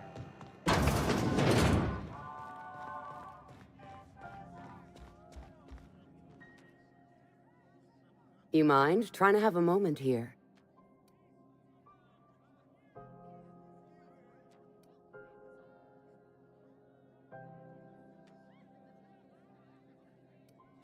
Rufus and I are no longer on speaking terms. I don't know where he is.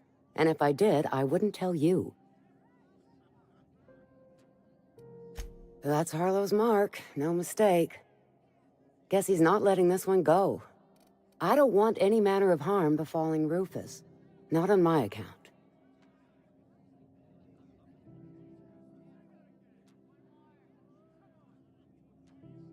Yeah, well, you got reason to mistrust Harlow. He's a surly git, but he's devious. Rufus is hiding out in Emerald Vale. Got a few friends with him. That's as much as I know.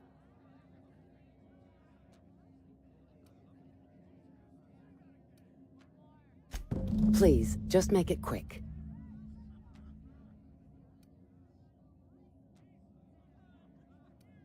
Only that Rufus is in a bad way. He came to see me a little ways back. Said he had to go into hiding. Never asked why. He was here to collect his personals, complain about Harlow to me, and say goodbye. In that order. No, and he was particular about that. Said I was better off not getting entangled in his mess. Little late for that, says I. Precious little. He and Rufus worked together on the Groundbreaker some years back before he vanished. A few years later, Rufus gets a message from an old friend. Something about starting a revolution, something about getting rich. Abandoned his work and ran off that very day. I don't know Harlow. Never so much as bandied a word with the fellow. You're better off having this discussion with Rufus. That's right. Our marriage contract expired some months ago. And seeing how he's technically an outlaw, I wouldn't renew even if I wanted to. Appreciate it. No offense meant. Just been a long day is all.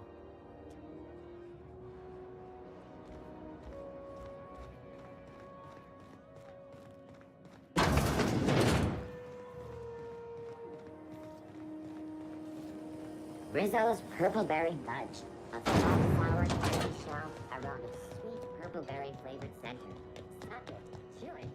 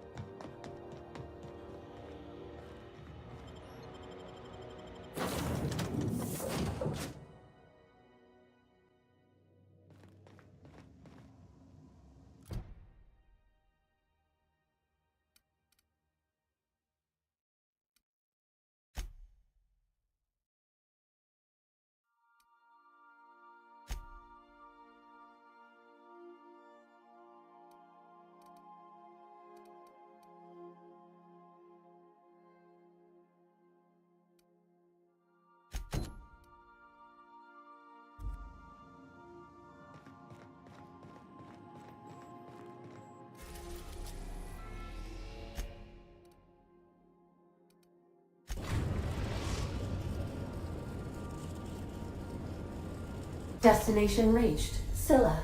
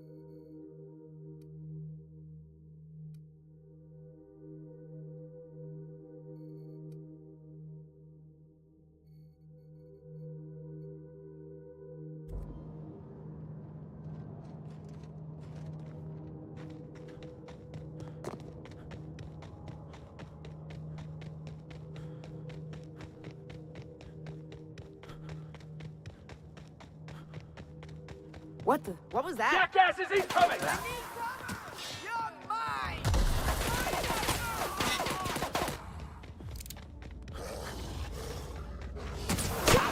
Down they go! Perfection!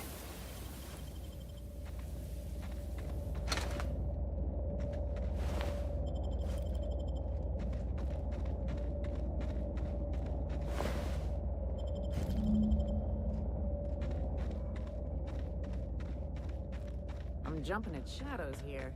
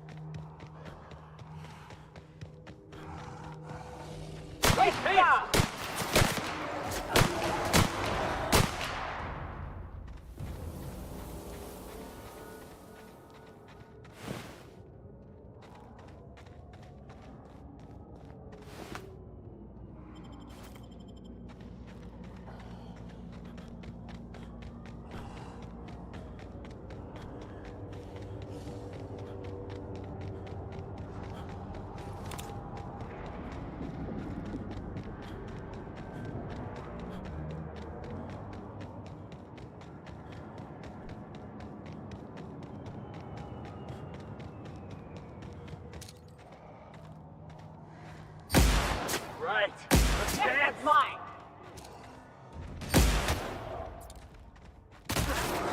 Yeah. Now that was fun.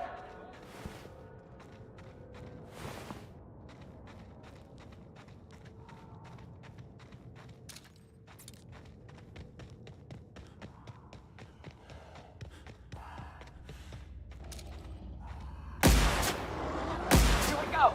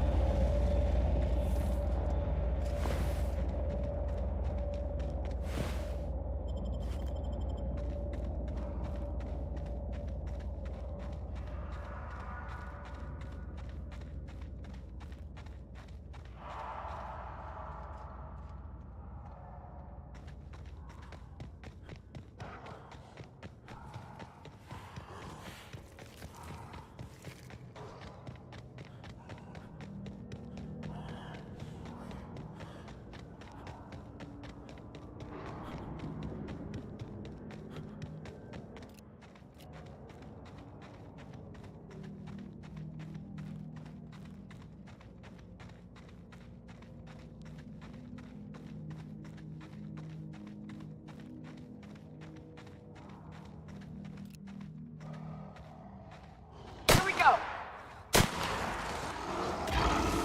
That's one more. Everyone all right?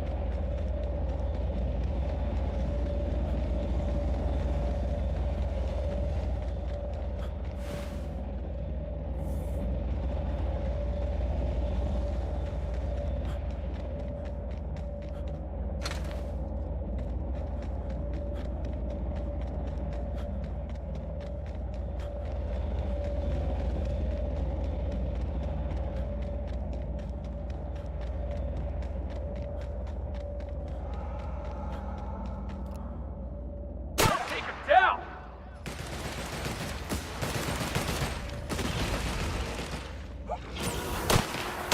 That had to hurt. We're the best there ever was.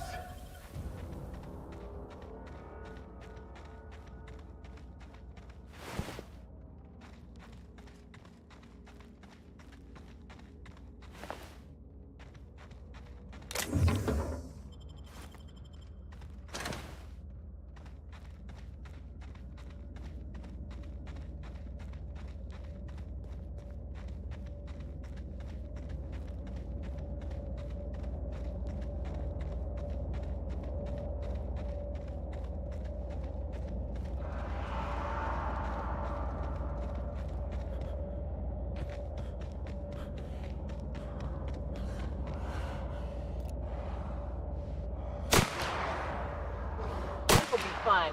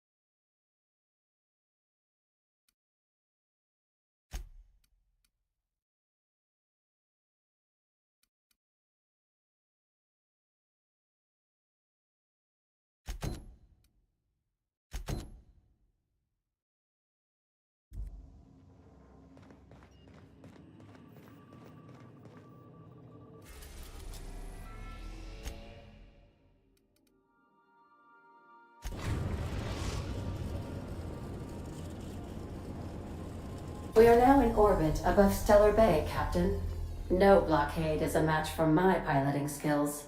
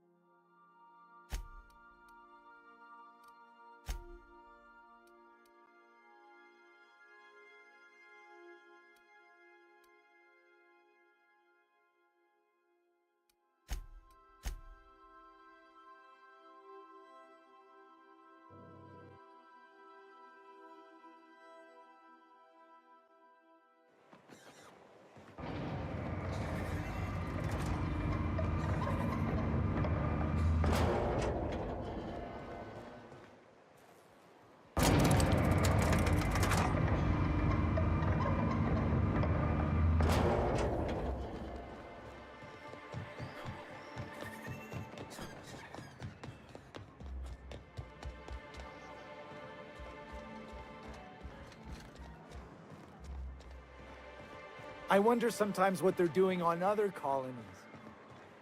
Uh-huh. Think they're watching... You really lived your whole life in Edgewater? Yeah, until the captain picked me up. I was the town mechanic. Had my own little garage and everything. Don't know how you did it. If I had to spend every day working on the board's machinery, I would have gone spare. I don't think I belonged, really. Folks tried to treat me nice, but we didn't understand each other. I'm glad the boss picked you up. Crew wouldn't be the same without you. That's real sweet, Felix. Right back at ya.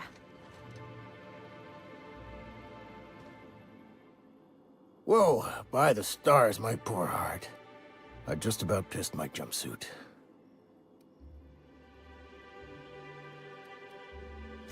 Most people don't. We're used to folks swooning at our feet. You don't gotta be embarrassed. A healthy survival reflex is nothing to be embarrassed about. Besides, this place is enough to try anyone's nerves. Where should I begin? With the oversized mantisaurs? Or perhaps the rats spewing acid at our walls? The board was right. This place isn't fit for human habitation, and I was a fool for staying. Only every day. But in case you haven't noticed, we don't exactly get ships on a regular basis, yours notwithstanding. And even if I did scrape together enough to buy passage out with sublight, which would mean reaching Fallbrook without getting eaten, shot, or dissolved into green goo, what then? Nothing, that's what. Because MSI is not in what you'd call good standing with the board. So even if I could get out of here, no one's gonna hire me. Even talking about it has my blood pressure up. I've really gotta stop. Sanjar, of course. He had all these glorious ideas about how he'd run Monarch. Rest periods between every work shift. No shift more than 10 hours long. It all sounds wonderful. Until you realize there's only a few centimeters of repurposed steel between you and the deadliest creatures in the galaxy. I could do with a few kilometers of cold vacuum, but that spaceship is flown. That was a real popular meal 10, 20 years back, before the board tucked tail and ran. These days, everybody's had a belly full of salt tuna. They all want borscht. And the mushrooms, well, not many venture out of town, what with the monsters hereabouts. I can whip one up for you, but it'll cost. Here's a menu. Oh, yikes. I can't cover this much, Captain.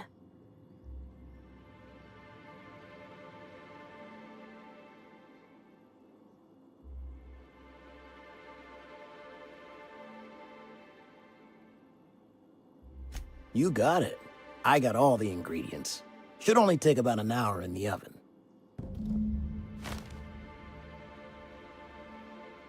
There we are. Now, if you don't mind, I really need to take a leak. My belly's gurgling just to smell it, Mr. Raymond. Thank you so much.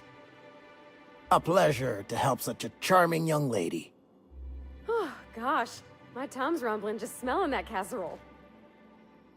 I see you stuck around.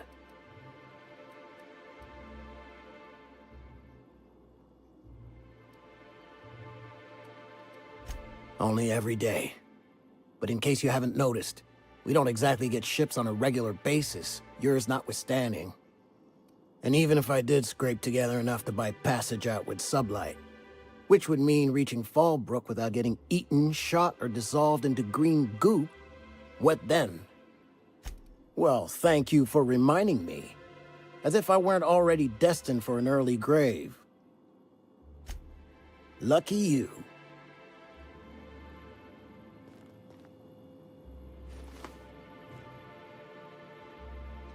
Good day to you.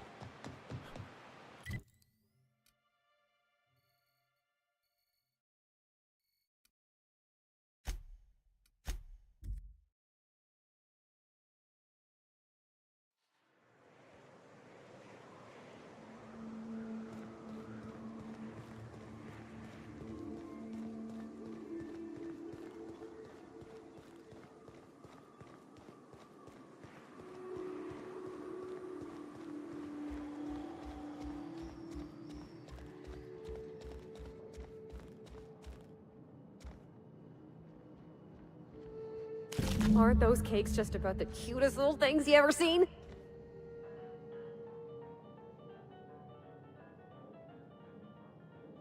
The dustback casserole Mr. Raymond made smells incredible. Oh, I kind of want to take a little taste. But I'm gonna be strong. Now look how cute these cakes from Cascadia are. Someone even traced little hearts in them. I guess that settles dinner. Thanks for hauling me all over creation, Captain.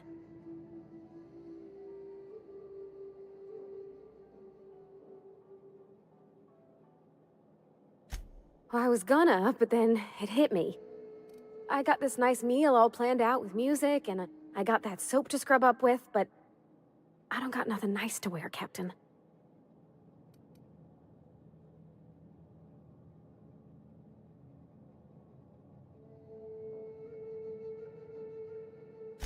I don't have a head for fashion, and I can't really picture myself in something clean and pretty. There's this place I heard of in Byzantium, Joliker's Haberdashery. I bet I could find something nigh on perfect at a place like that.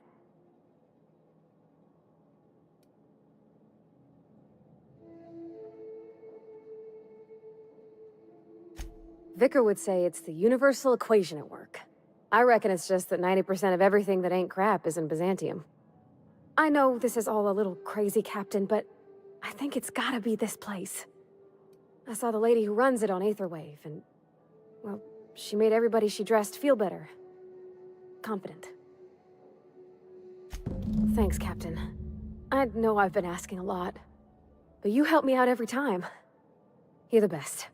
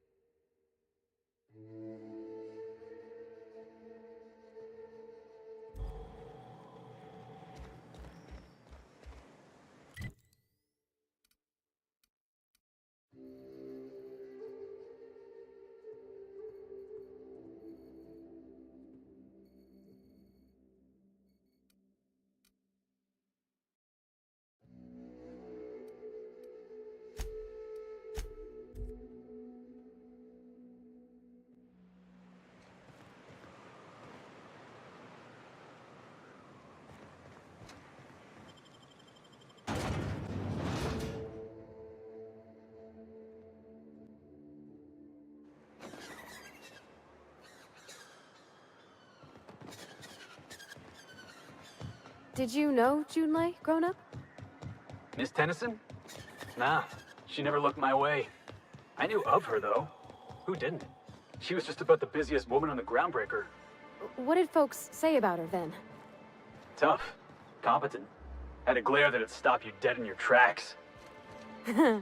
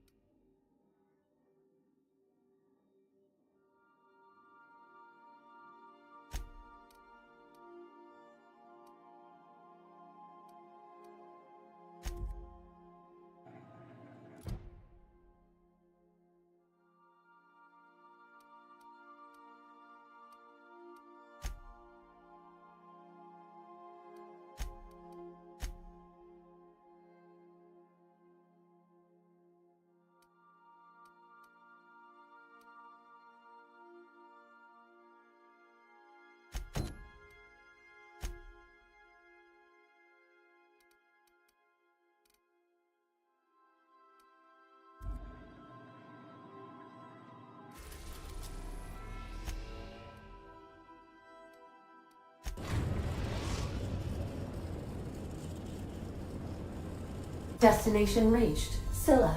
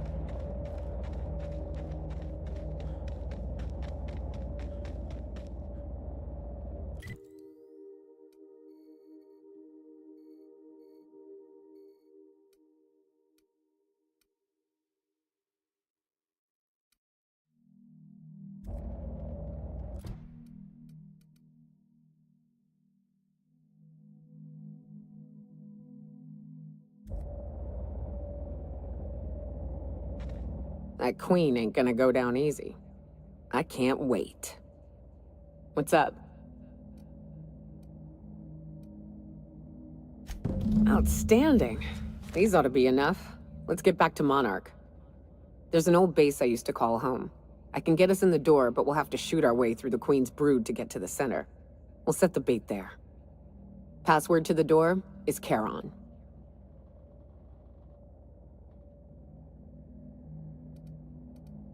Hayes' idea. Clara, Hayes, Anders, Rebecca, Opal, Nyoka. Charon. He said it was some old myth. Something about death and all the things we killed. Rest of us just thought it sounded cool, so here we are. It's an old cave system we tried to turn into an encampment. You'll see when we get there. Fucking right we are.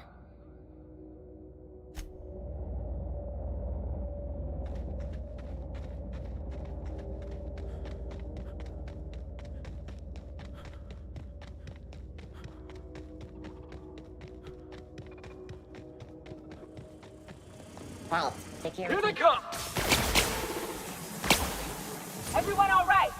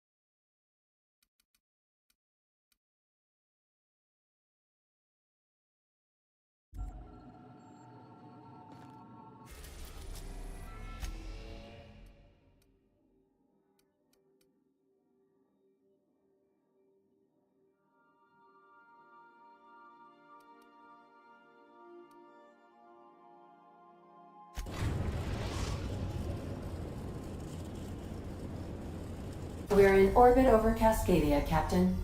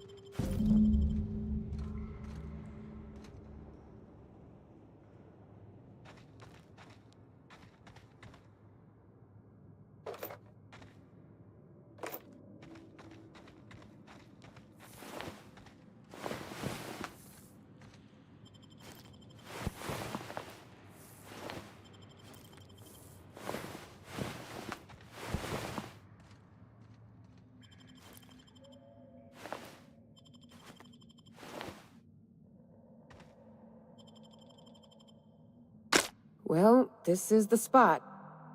You know, I thought I'd be angry. I thought I'd storm in here in a rage and exterminate all these bugs and everything would be all right in the end. But I ain't. I'm mostly just empty. A little sad, maybe. The first night Hayes and I spent in here, we knew it was home. It's safe. It's got a nice chill to it. But mostly, it doesn't stink of sulfur.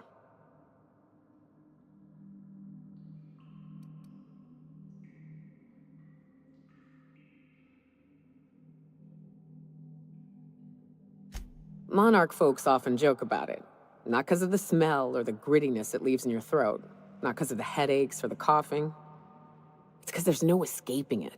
It's life here, and there ain't anything you can do about it. But here, somehow the sulfur never made it. The nights we spent in here felt like vacations. So we started building.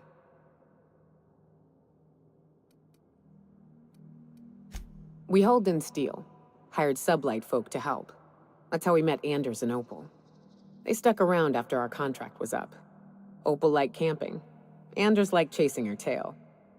4 of us for a while, scraping together what bits we could to build our home. Then came Rebecca, a sawbones out of the Cascadia survivors, who took a kindness to Hayes. And Clara, her little sister.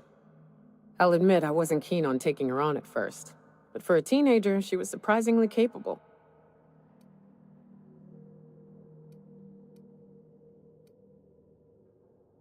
More like attached at the hip to her older sister.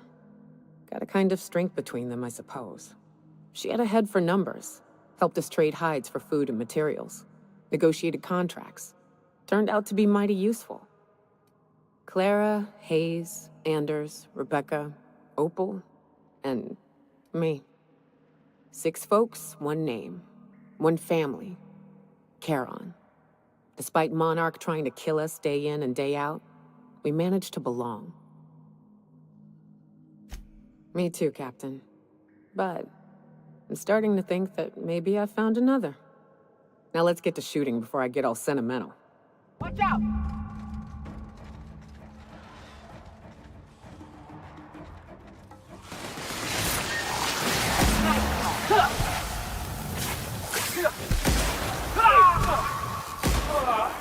Everyone all right?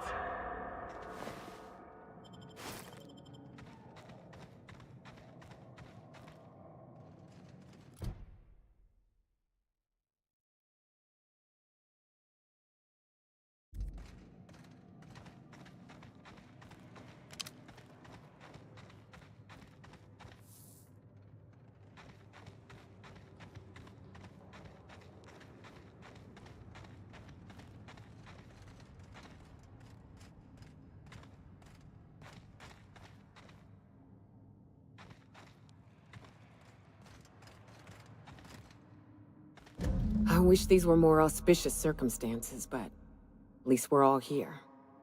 This bringing them together, burying them. This is the kind of thing Hayes would have done. That makes it stupid. By all accounts, we should have left well enough alone, but that also makes it right. Captain, thank you.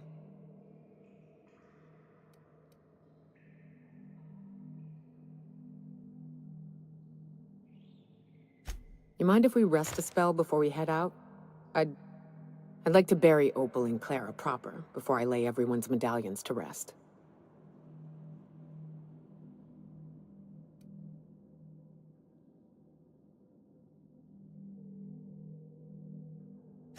What? Why? Them's painful memories, Captain.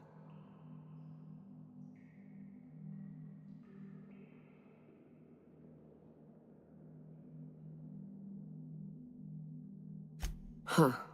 That ain't a bad point. All right, Captain. Thanks.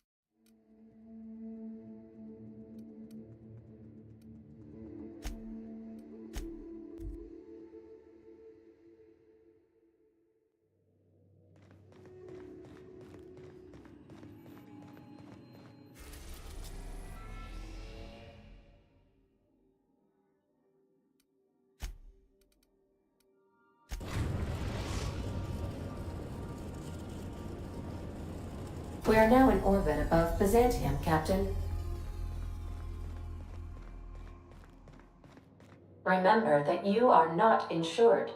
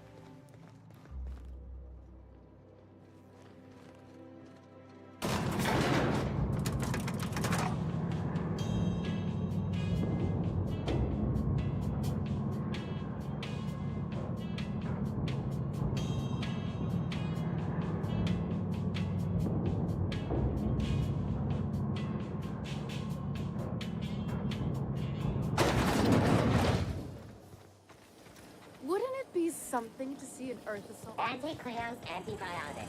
Take comfort in knowing that anything antibiotics cannot stop will probably kill you quickly.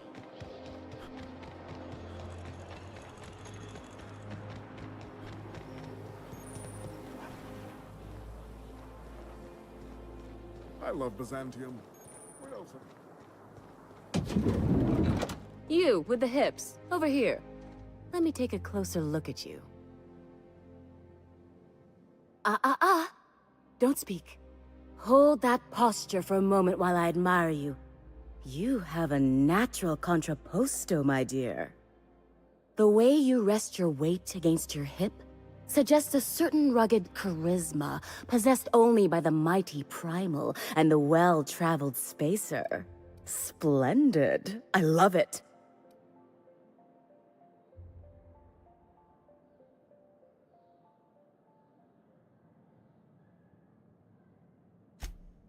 Ah, Celeste, you've done it again. I knew from the moment I laid eyes on you that I'd found my muse.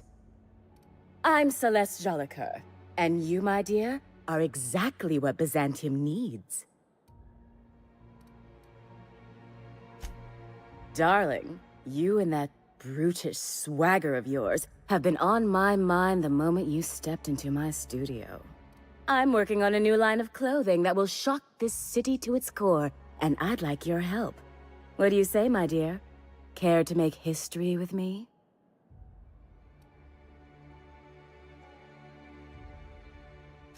Everything I need to know can be deduced from a first impression. You're an outsider. You're exotic. You carry a whiff of barbarism and adventure. You're the embodiment of everything I want in my new line. When I look at you, I see the very embodiment of everything the walls of Byzantium were built to keep out.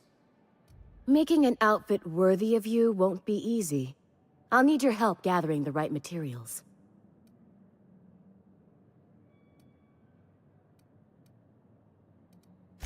Marvelous! You and I are gonna wake this city up like a cold splash of wine to the face.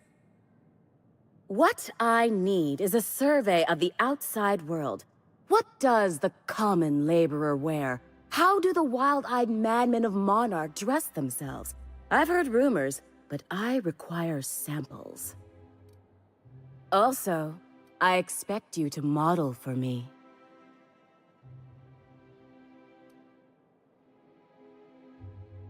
Oh, you cad! You'll be the talk of Byzantium once I'm done with you. I'll need you to model for me the following: the apparel of an iconoclast, the armor of a marauder, and a full ensemble of spacer gear, helmet included. And when I say spacer gear, I mean an outfit worn by real spacers, none of that garbage spacer's choice pedals. You have the bearing and demeanor of a born model. You're going to absolutely murder this job. I expect you'll cut an exquisite figure. What else do you need to know? I've heard rumors of these iconoclasts, half-mad zealots rampaging across the surface of Monarch. You'll have to find your own way into Monarch. I can't help you. Even if I could, I prefer not to interfere with your creative process.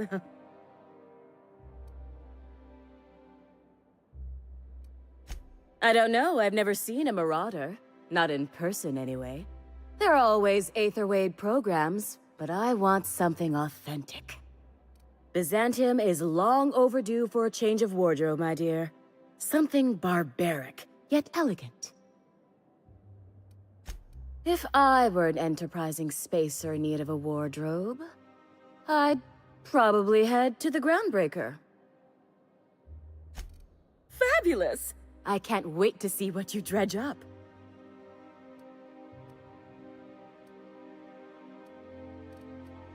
You don't gotta be so forward about my reasons, Captain. Let me get a good look at you. Turn around, please, darling. My word, such muscular shoulders. You're a vision, dear. I am no such thing, ma'am. Nonsense, you're absolutely lovely. Chin up now. I have just the thing for you. Let me do a back-of-the-envelope calculation. Materials, labor, licensing and copyright. There.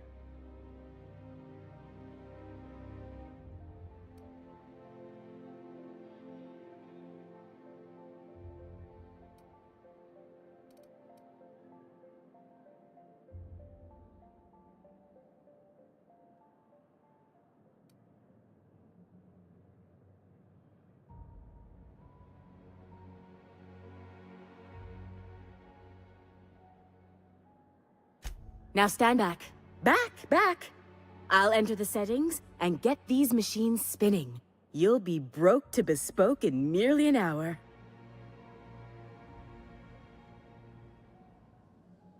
And there we are, my darling girl. I wish you a splendiferous evening. And if you don't mind my asking, have you any interest in modeling? What? Oh, no, ma'am. All them eyes staring at me? I couldn't. No way, no how. I get scared just thinking on it. I wish you weren't so shy, my Violet. You truly are beautiful. I hope your date sees that as clearly as I. For you, anything. Outside Byzantium? Of course not. There's nothing for me outside Byzantium. Byzantium has lost its élan vital. Everything about this city is so dreadfully stale. I want to make people uncomfortable the way you do. You're an outsider. You clearly don't belong in Byzantium, and yet you strut about, doing as you please. I'm not some common buttonmonger, darling. I'm an artist.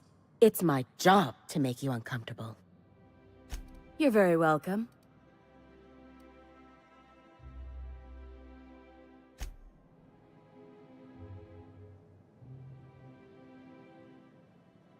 I can't wait to see those outfits. What can I do for you, darling?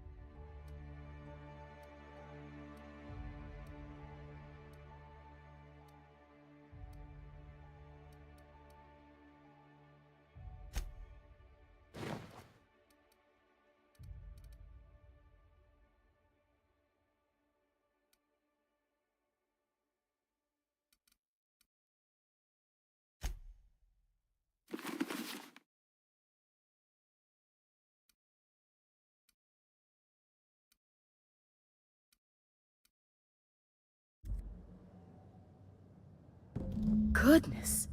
Look at those atrocious contours. The sheer brutality of its design offends the senses and shocks the mind into a state of palpable excitement. I adore it! 2 outfits remain. I can't wait to see what you'll bring me. Something shocking, I hope.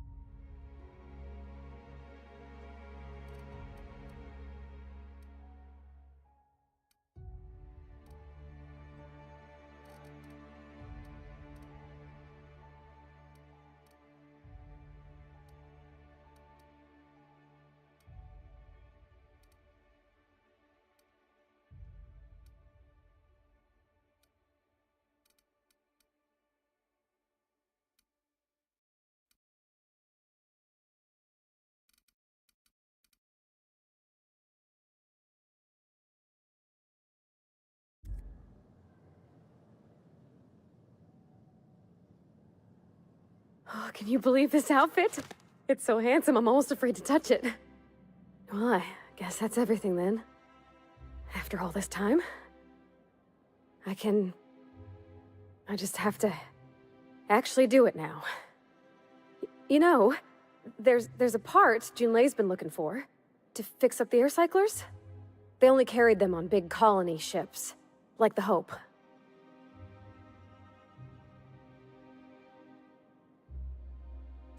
I know. For a while, it felt like everything I did was a little bit of help. And it meant I didn't have to ask her to be mine. Not yet. Not for real. Next time we dock with Groundbreaker, I'm doing it. I'll send June a message and ask her over. Oh, this is real scary, Captain. I'm grateful for all you done.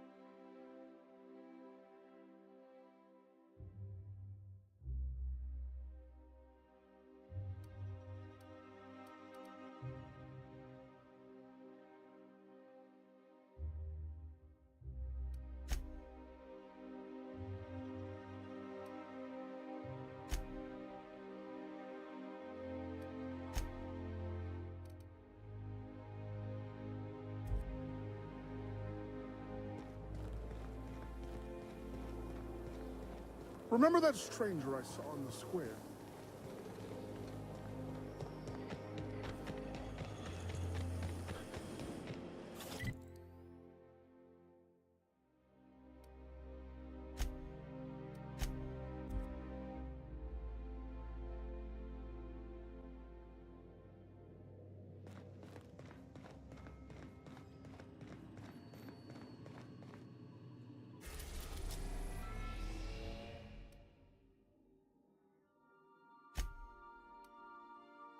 We are now in orbit above Edgewater, Captain.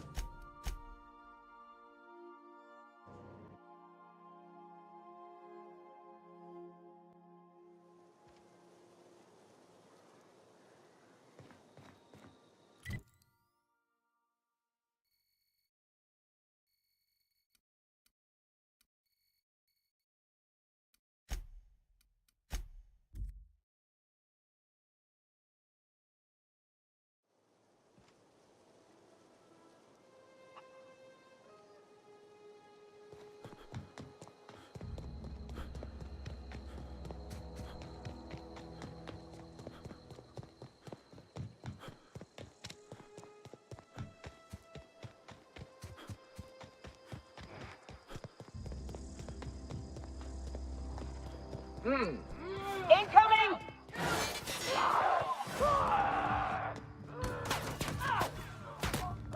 We're done here.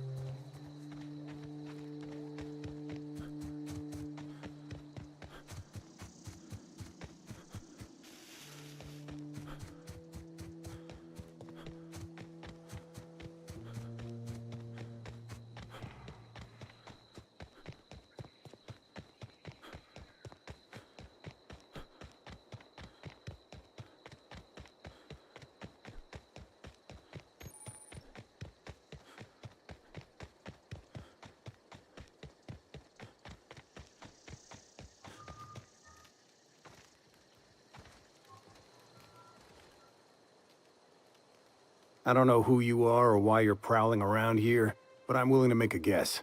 You're one of Harlow's gun hands, ain't you? He sent you after me.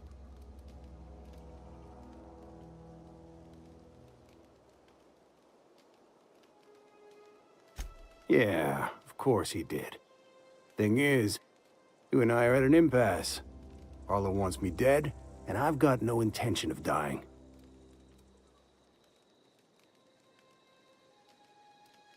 How do I know that I can trust you?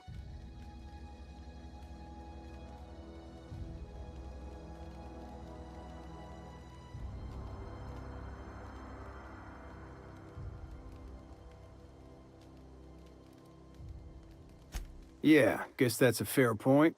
Listen, I don't know what lies Harlow's dripped down your ear, but you'd be a fool to trust him. I never betrayed Harlow. Harlow betrayed all of us. The board's got him in their pocket, been paying him off for years. All that palaver about revolutions? It's a lie. You can't be serious. I've known the guy for years. Yeah, that's about how I reacted when I found out. That's the whole truth. Harlow's just another board asset. A two-bit mercenary wearing a dissident's clothes.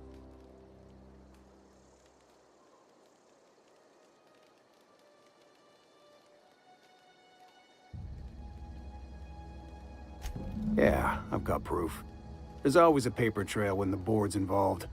I chanced upon some correspondence between Harlow and his employer. I don't know that it makes a difference. What was I to do with that evidence? Bring it in front of the board? There's no authority in Halcyon willing to take Harlow to task.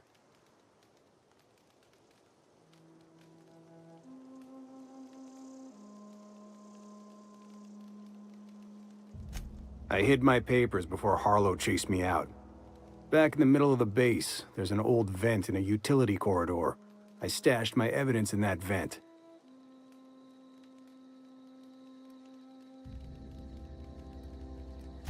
Board-sanctioned piracy. Harlow went after the ships the board wanted destroyed, capturing anybody the board wanted captured.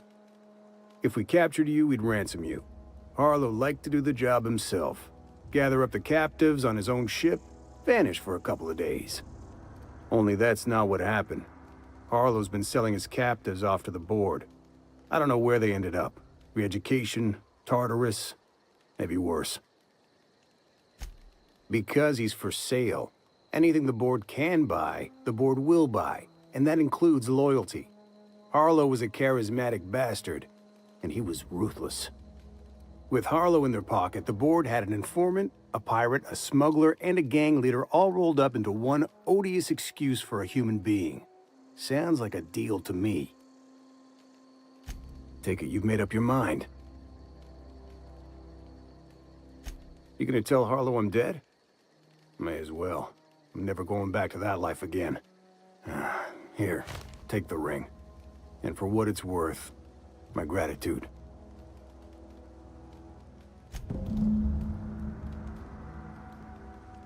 Clyde Harlow, agent of the board. Yeah, that sounds even more insane out loud than it did in my head. I don't know what to think. Between you and Clyde, I'm starting to think everybody's on the board's payroll. Then again, Trask knew he was a dead man. Could have been trying to shift the blame.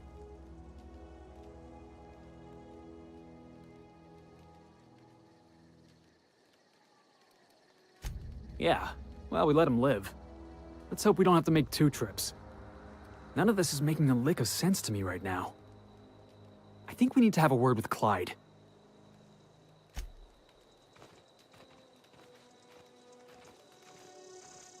We need to have a word with Clyde. Yeah, boss?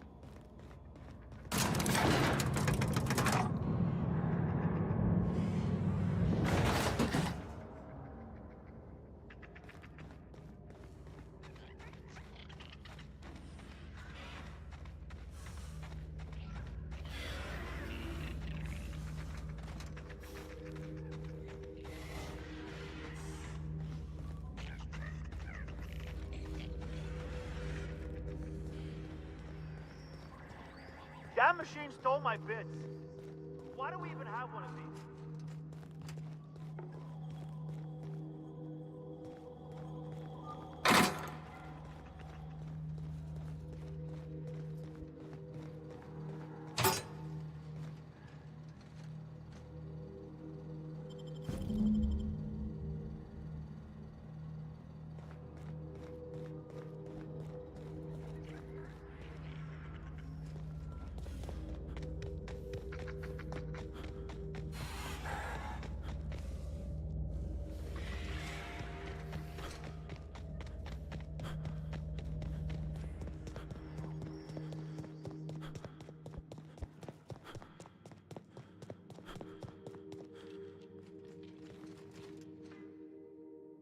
What's the word?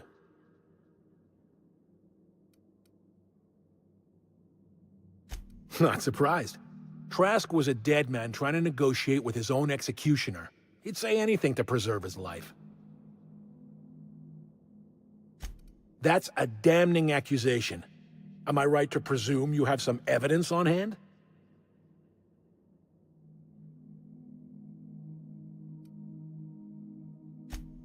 Those papers don't prove a thing. We've all done business with the board. They own the whole damn colony.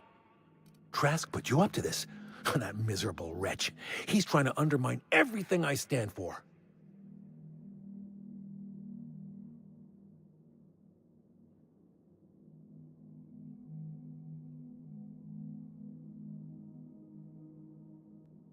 You've got a lot of nerve calling me a liar to my face.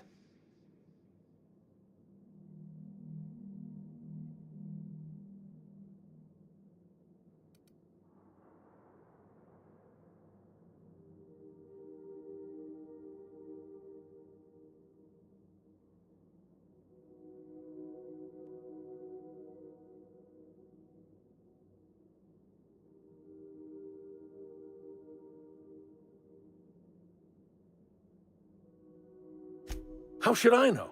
What the hell do I care? Trask was a traitor. I didn't ask you to understand his motives. I asked you to cross him off. Clyde, look me in the eye and tell me it's not true.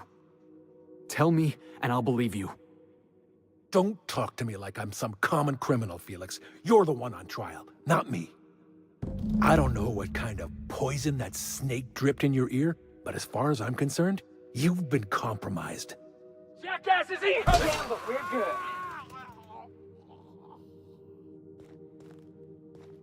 What was that? What was that? Did I hear something? What was that?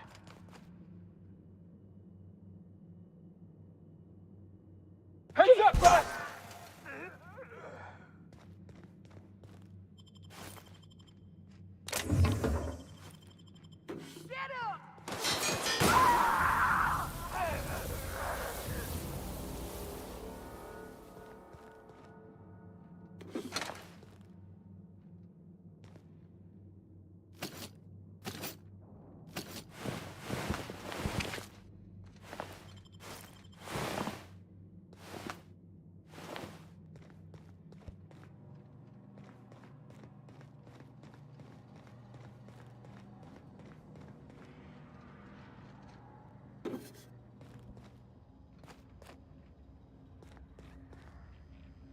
Heads up! What's going on over there?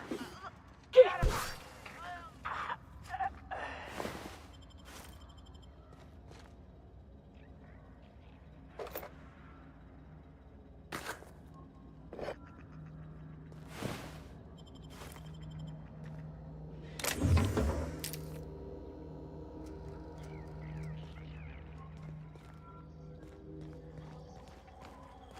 Did I hear something? Careful. Looks like we're doing this.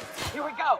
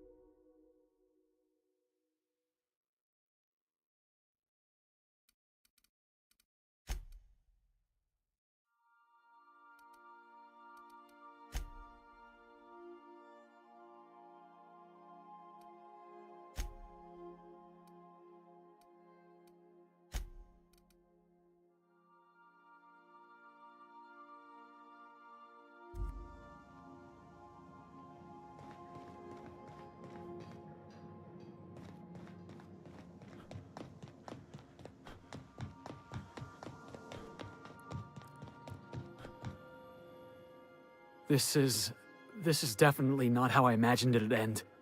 The void's black, water's wet, and Clyde hated the board. That's something I just knew. Now? I don't know. I don't know what to think.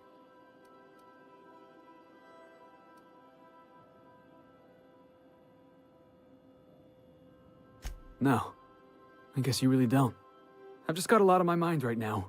This is a lot to take in. I always looked up to Clyde. The thought that he could be an agent of the board is just abhorrent to me.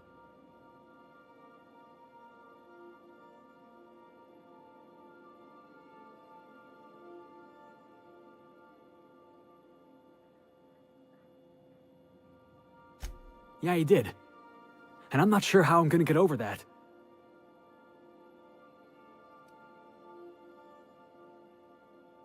I hope so. I don't see this one passing anytime soon. You've given me a lot to think about. I'm gonna be mulling over this whole mess for a couple of days. Part of me wishes we'd put Trask in the ground. You know, I think that's just my frustration talking. Thanks for your time, boss.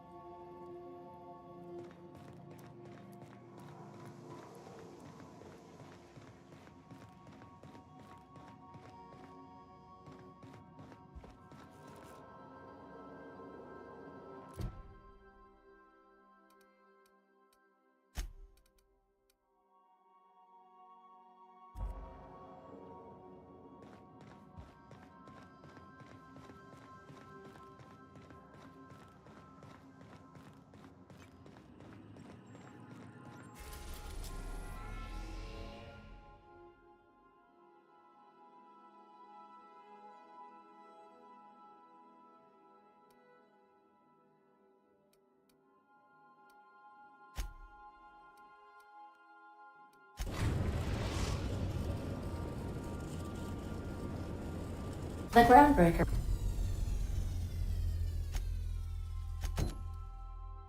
has approved our request for docking, Captain. You're free to disembark.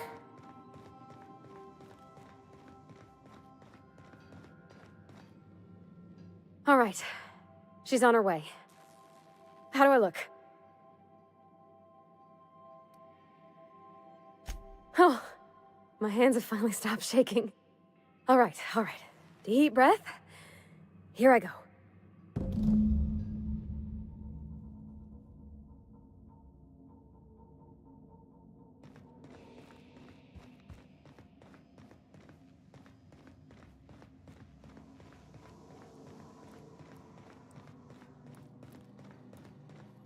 Anyhow, so I told him, Dad, I'm a big girl now. I ain't need your help. I can do it on my lonesome. What did he say to that? Have at it then. And he handed me his favorite wrench, the one he used for the canner. He was probably half as tall as I was. He didn't scold you for talking back to him? Nah, he was never like that. I always thought it was funny when I get indignant about something. Then he'd watch me do whatever it was, make sure I didn't get hurt, but he'd never interfere. I learned a lot that way. I wish I could have met him. Anyone who helped shape you must have been a special person.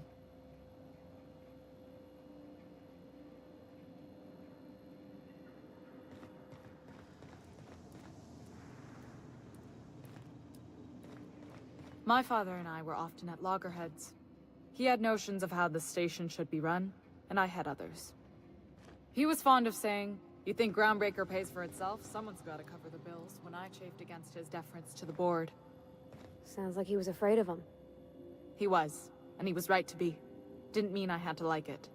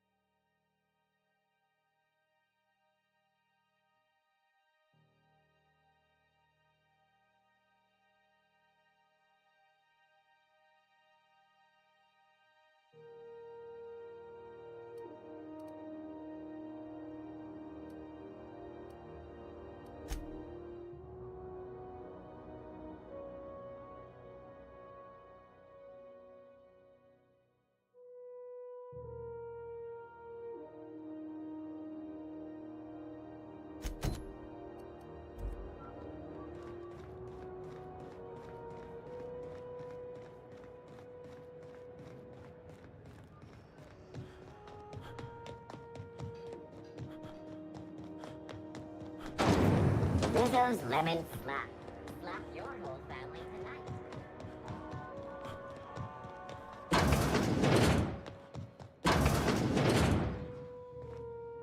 Were I a gambling woman, I'd wager you're responsible for my mechanical's safe return. I can't thank you enough.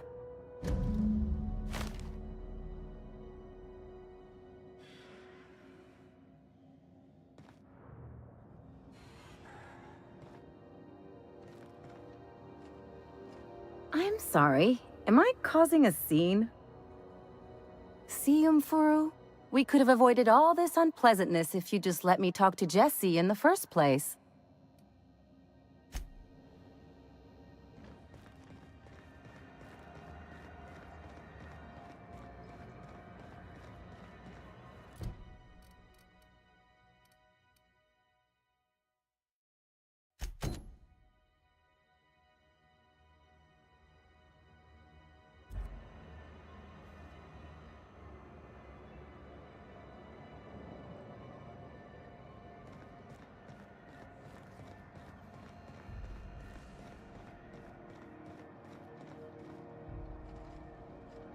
Got one more hour before the dockmaster bills me. How many beers can I down, do you think? You know that sound when you've snapped on an injector clip? Ah, that's how you know your weapon loves you back. I got a full line of weapon modifications I'd be happy to show you.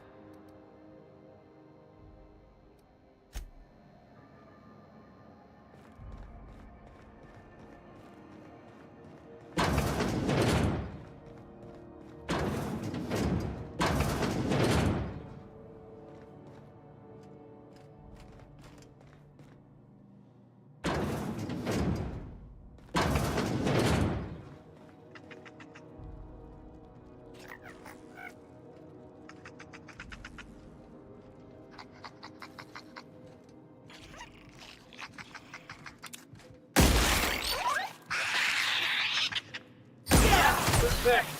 Nobody? Yeah, that's what I thought.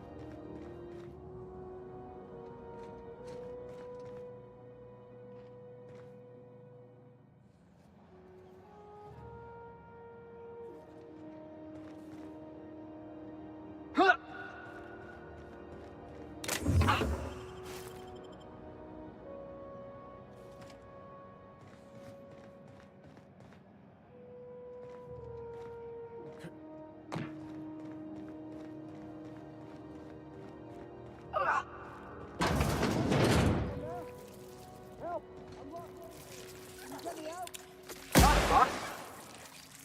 Gas is incoming! With us?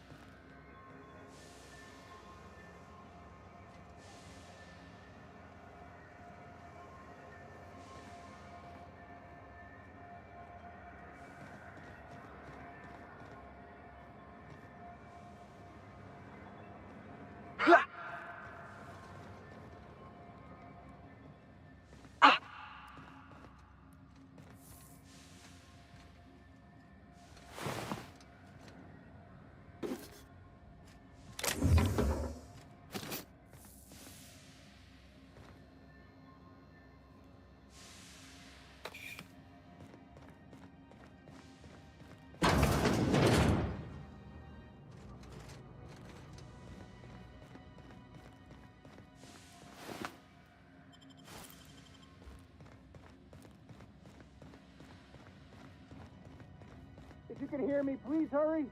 The toilet's overflowed on me at least twice. Thank you, stranger. Shit, ain't that a relief? You have no idea how good the air on Groundbreaker smells until you've been trapped in a tiny bathroom with an overflowing toilet.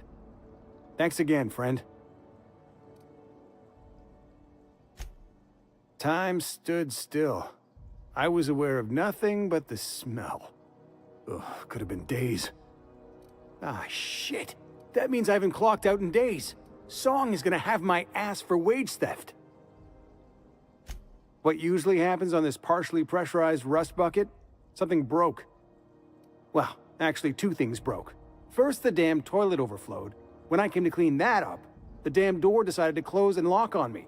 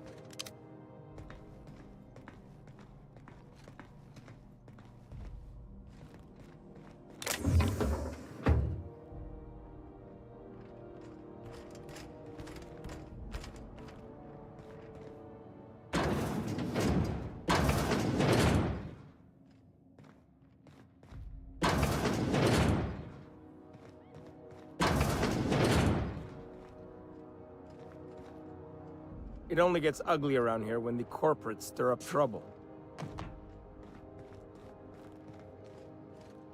Need directions? Try an engineer. Groundbreaker's a bit of a maze.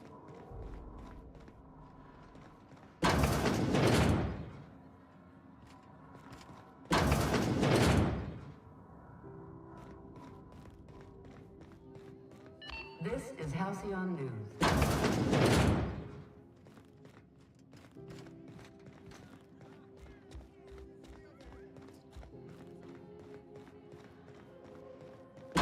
It just me, or has it been deader than usual around here? Chief wants to reduce board traffic, give tramp freighters more paths. Are there enough tramps in Halcyon to make a...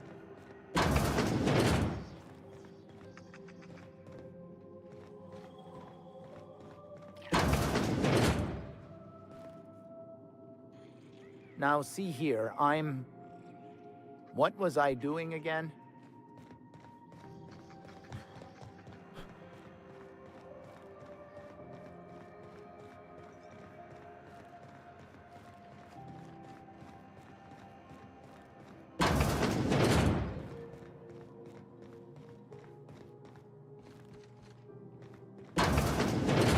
Whoa!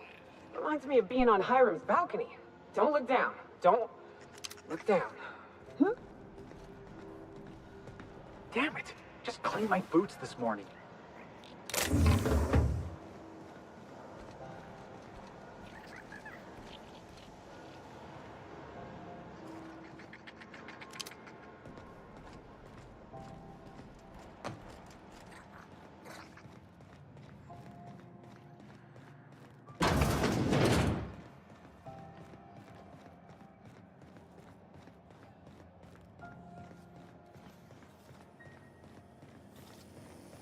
Renegade scientist Phineas Wells has been captured.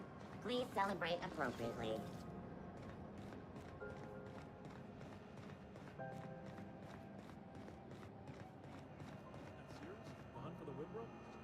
The pirate ship? I don't go in for docu-serials. The bounty hunter who's been after them, Fuller? He had an ambush set up on Hephaestus.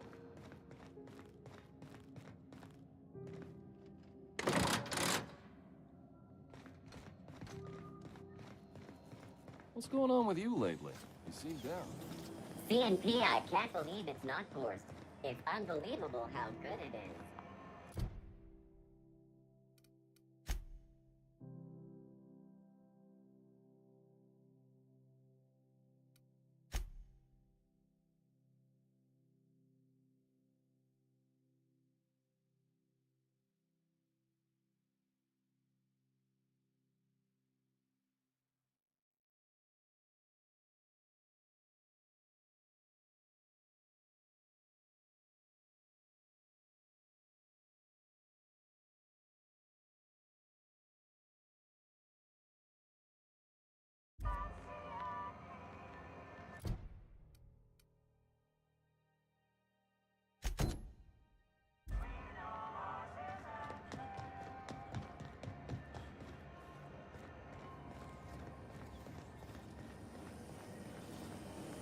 Rizzo's Knockout Bar. A CCN 76 milk chocolate bar with caramel and pea-free nuts in it. It's time for a takeaway.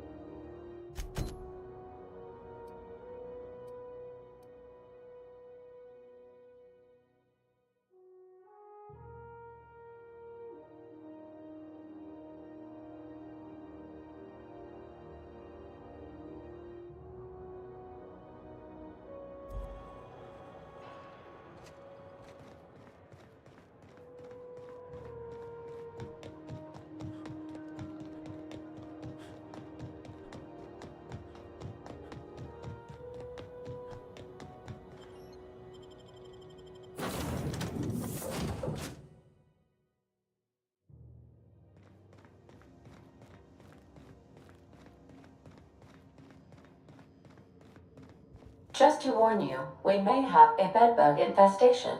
I am investigating non-toxic extermination measures. Non-toxic to you, I mean.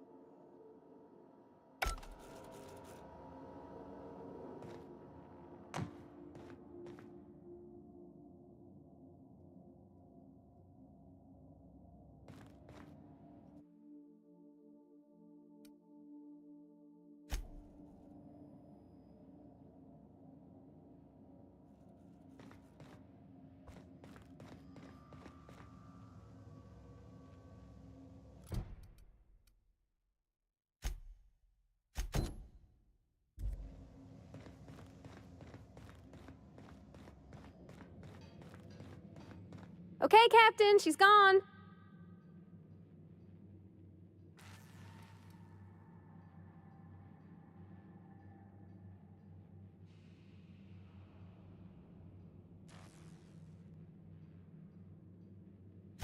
I feel like running laps around the cargo bay. So she got here, and after a few minutes, she said, "Hey, do you have some new parts?" And I was like, "Nah, I used a new soap."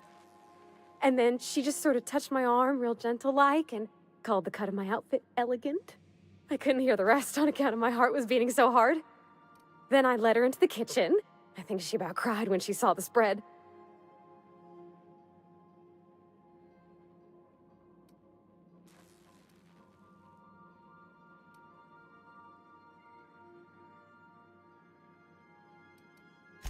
She stood stock still and just said, "Oh," real soft.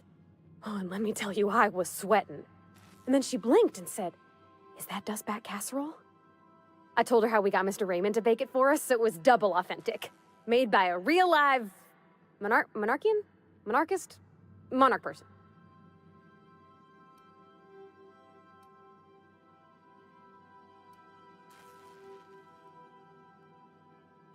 Well, we talked a bunch over dinner about the things we learned just through messages, stuff we repaired, how I taught her to salvage and she taught me to build.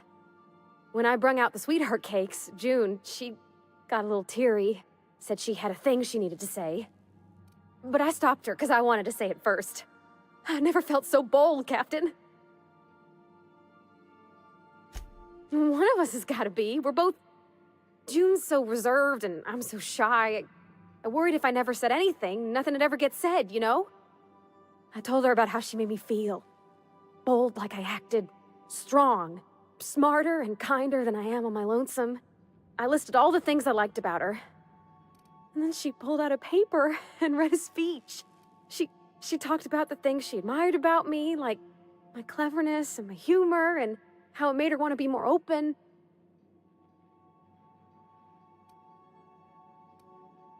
Anyhow, when she wrapped up, I asked her to be my girlfriend.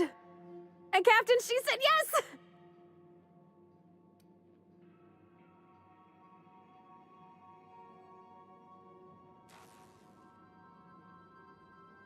We talked about it some. I told her I wasn't sure how it'd work, how I've had a bad time of it in the past.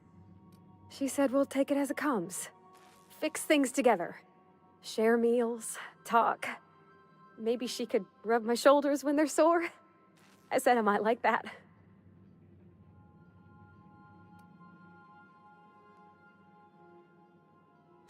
You got an eye for people, Captain. It's all on your account, you know. Imagine if you'd never taken me out of Edgewater. I'd have never met Junlei at all. I don't know nothing about the Vicar's capital P plan, but you've sure changed my life. So, if you don't mind, I'm just gonna head to my cabin and happy scream into my pillow for like an hour.